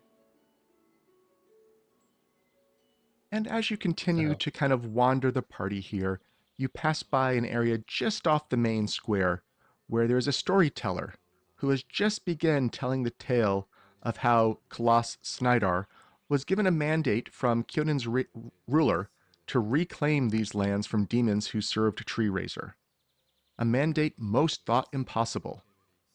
The most dangerous of Tree Razor's minions here was a mighty demonic hydra named Slithermaw, who waited for Klas in the caves along a sandy cove waiting to strike. The battle was fierce, but Klas was too skilled to be felled by the fiend. But there lies the treachery of the hydra. For no matter how many heads Klas cut off, many more grew back to take their place. Soon Klas grew tired, and Slithermaw's strikes came ever closer to ending his life.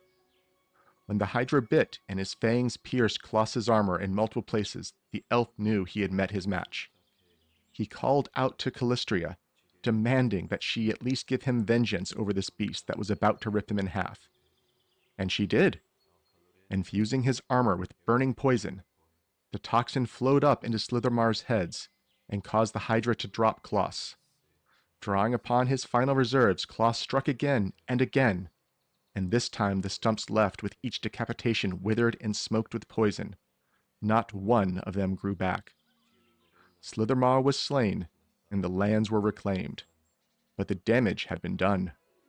Klas was mortally wounded, and although he won the battle, founding green gold cost him his life. Seem historically accurate, out of curiosity. You can give me a society check. I would take the ancient Kionan lore from Libbiel. How about Yeah, I'll Tree do Racer that. lore? I would take Tree Razor Lore on that.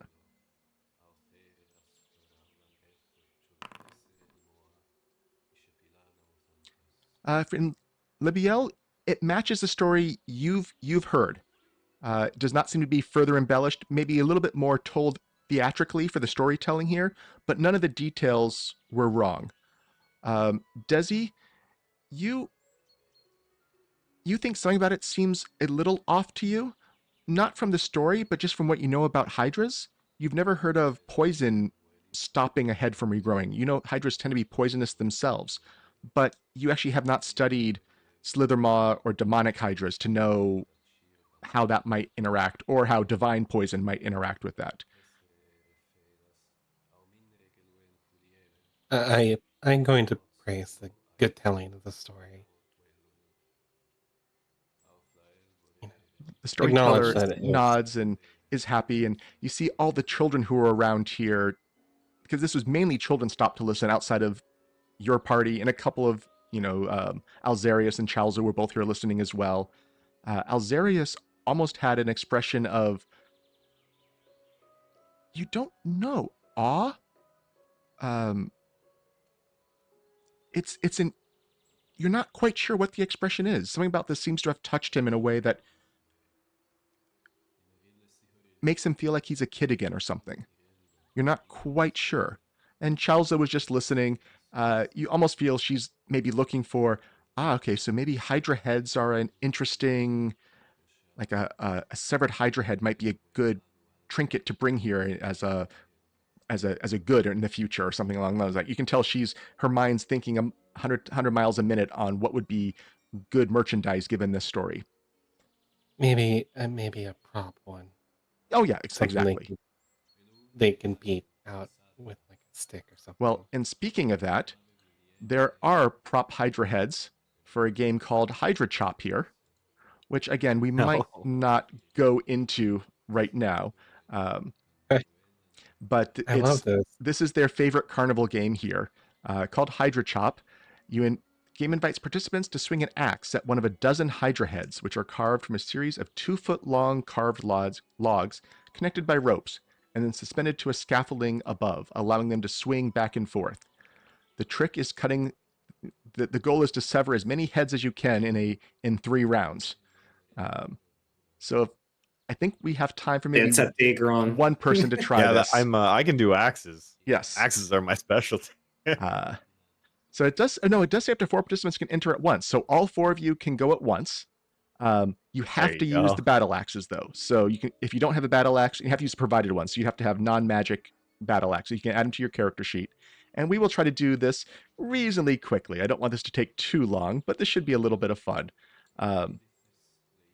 So there are 12 heads, and you can tell that you can aim for the ropes to sever the heads, or you can, which are harder to hit, or you can aim for the logs, which are easier to hit but have more HP. You also know that if you've hit a head, it becomes harder to hit in future rounds because it's swinging. I have incredibly bad news. You don't have to participate if you don't want to. No, I'm going to participate. She doesn't mind. Is it like +2? So let me. Let's see. I don't want to. Let's at least put you into initiative, so I have order of operations here. So let me do it this way. Dezi will participate, but more for fun and just kind of to be in spirit. I'm not going to be good at this. Everyone is swinging across the map. Wonderful. Let's try that again. There we. Oh, I see why. The map scale is so small, it's deploying you all to the same cell. There we go. I see. Now I can toggle into initiative. So go ahead and roll your initiative, and we will see how the Hydra Chop goes.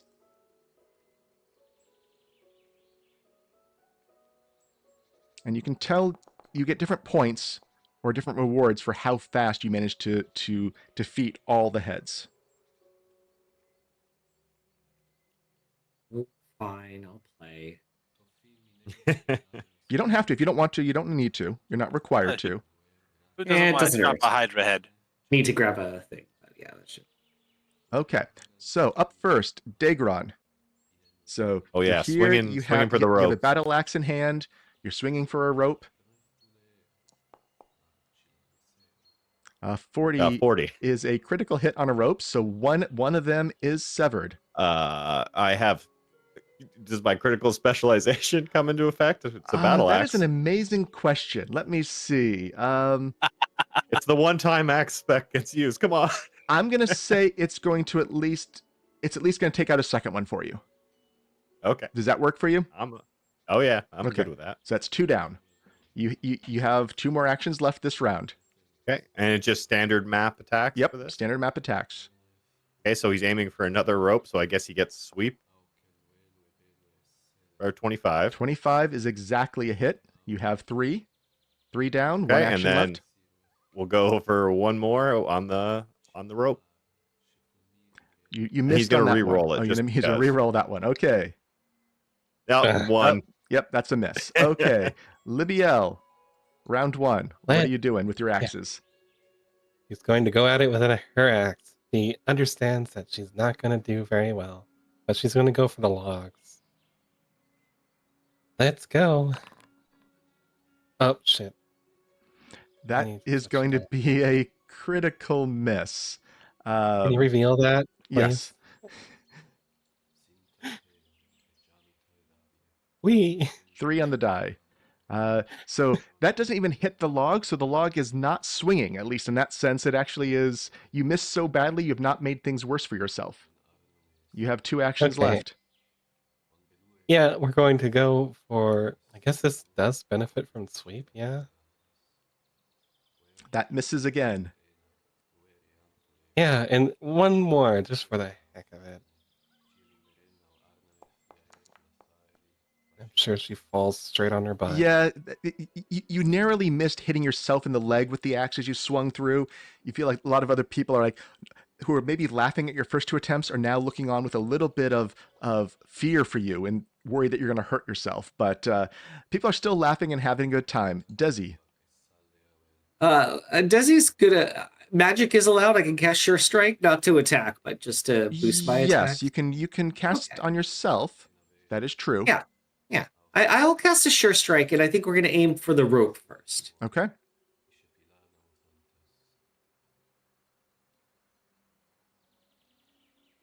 I see my token. Sorry, I was looking for that. Yep. I might have you. Guess I don't need to zoom in on you. Okay, got the battle axe swing. I'm going for the rope here.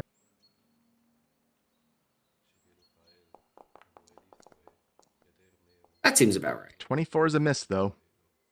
Okay. I will take a second swing at the rope.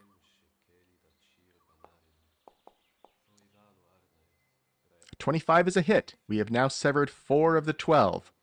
On to Vanarel. All right. Well, Vanarel's obviously not going to be using his hammers here at all. Nope. He has been given a battle axe.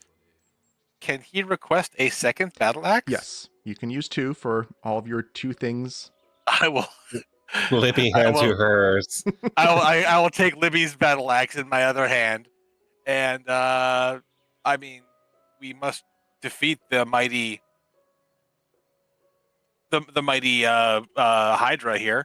So I will. Oh, I can't use the flurry mac ready to target something with it, so I'll just do this the regular way. All right, I will swing with my first. I will flurry axe at the Hydra head. At the head, so not at the rope. At the head. Okay, that is a hit. Okay. I'm going to consider these having object immunities, so immune to crits. Okay. So rolling damage roll as well, damage. or just... Yep, roll damage on the rope has 1 hit point. The heads have more. Okay, that does some damage. The head is not destroyed. That is the other one on the same flurry, miss. which will. Yep. They're so unusual. It's swinging back and forth. It was really hard to hit this time. Yeah. And then the second action to swing again. That will hit. Oh.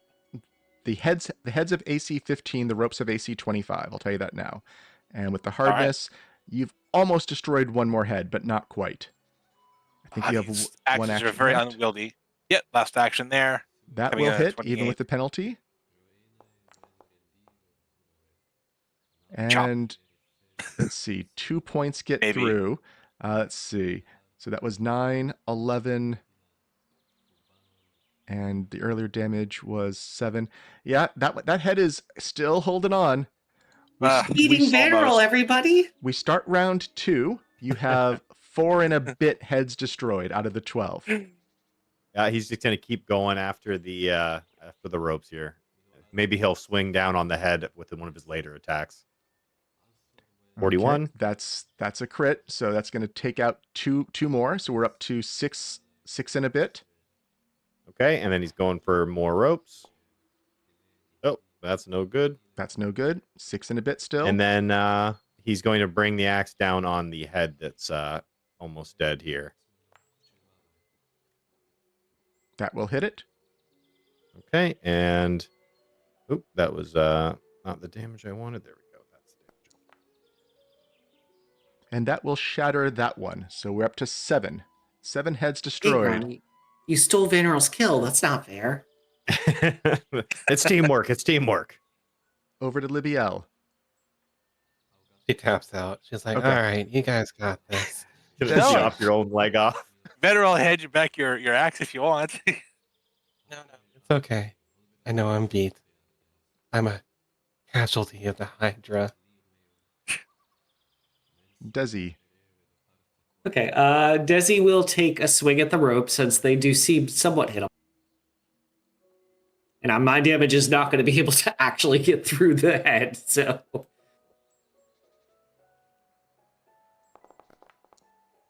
Oh, that didn't look good. That would miss, yes. Yeah. I'll take a second swing at the rope.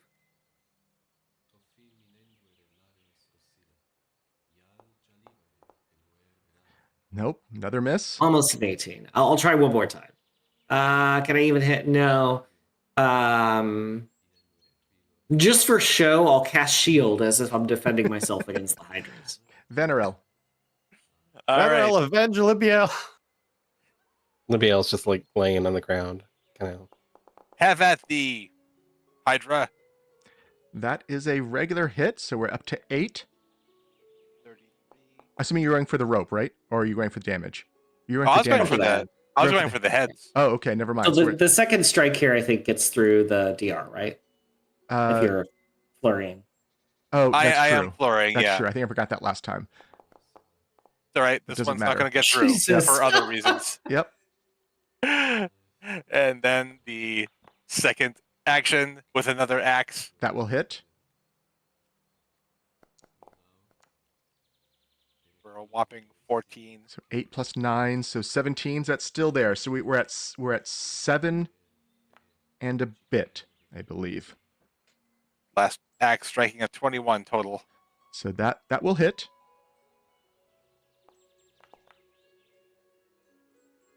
We're at 8 heads down, starting round 3. Aha. You know, round 3 is the time limit. You got 4. Okay. You got 4 you have to get rid of. Go take Yep, it away, going for the Daegron. ropes again. 32. That's not a crit, so that gets rid of Yep, 1. not crit. So Okay, 3, we go with the second swing on 3 to another go. rope. 30. 2 to go. And then he'll go again with on the rope on the last one here. 2 to go. Libbiel, are you still Yeah. skipping? Yeah, she's just Dezi. going to lay there. Dezi looks at that rope very carefully and will try to hit it.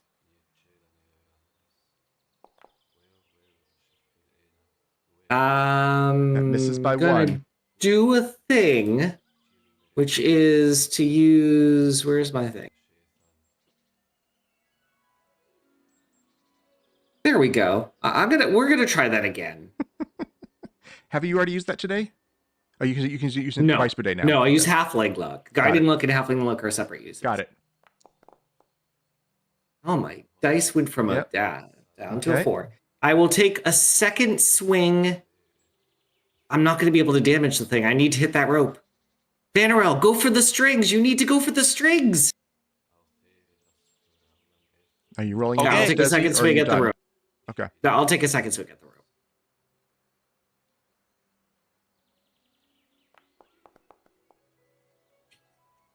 Nope. And I'll crit fish on the rope, I guess. Okay. Vanarel, last 3 actions of the challenge. All right. I will adjust over to the strings above the Hydra heads, and I will flurry upon a string, missing the string entirely. Missing the I string presume. entirely. Yes. With a 20. All right. Well, the second axe in the same flurry will come away with a 30. That hits. You have one last act. Oh, so you still have 2 actions and 2, 1 yeah. head to go. The full Yep. map, so yeah. Okay. Well, then have at the Hydra head. AC's 25. That gets it. So with one swing. Oh, you're going for the No, head? it's the rope. It was that was the Oh, rope. you don't need to roll do the damage. rope. Do the rope. Yeah, I'm gonna say you did the rope, so we're done. Okay. All right. Yeah. I thought it was the ropes I was doing. Yeah. Yeah, the ropes are AC 25 and have 1 hit point. So as long as you hit them, you don't need to roll damage. Okay.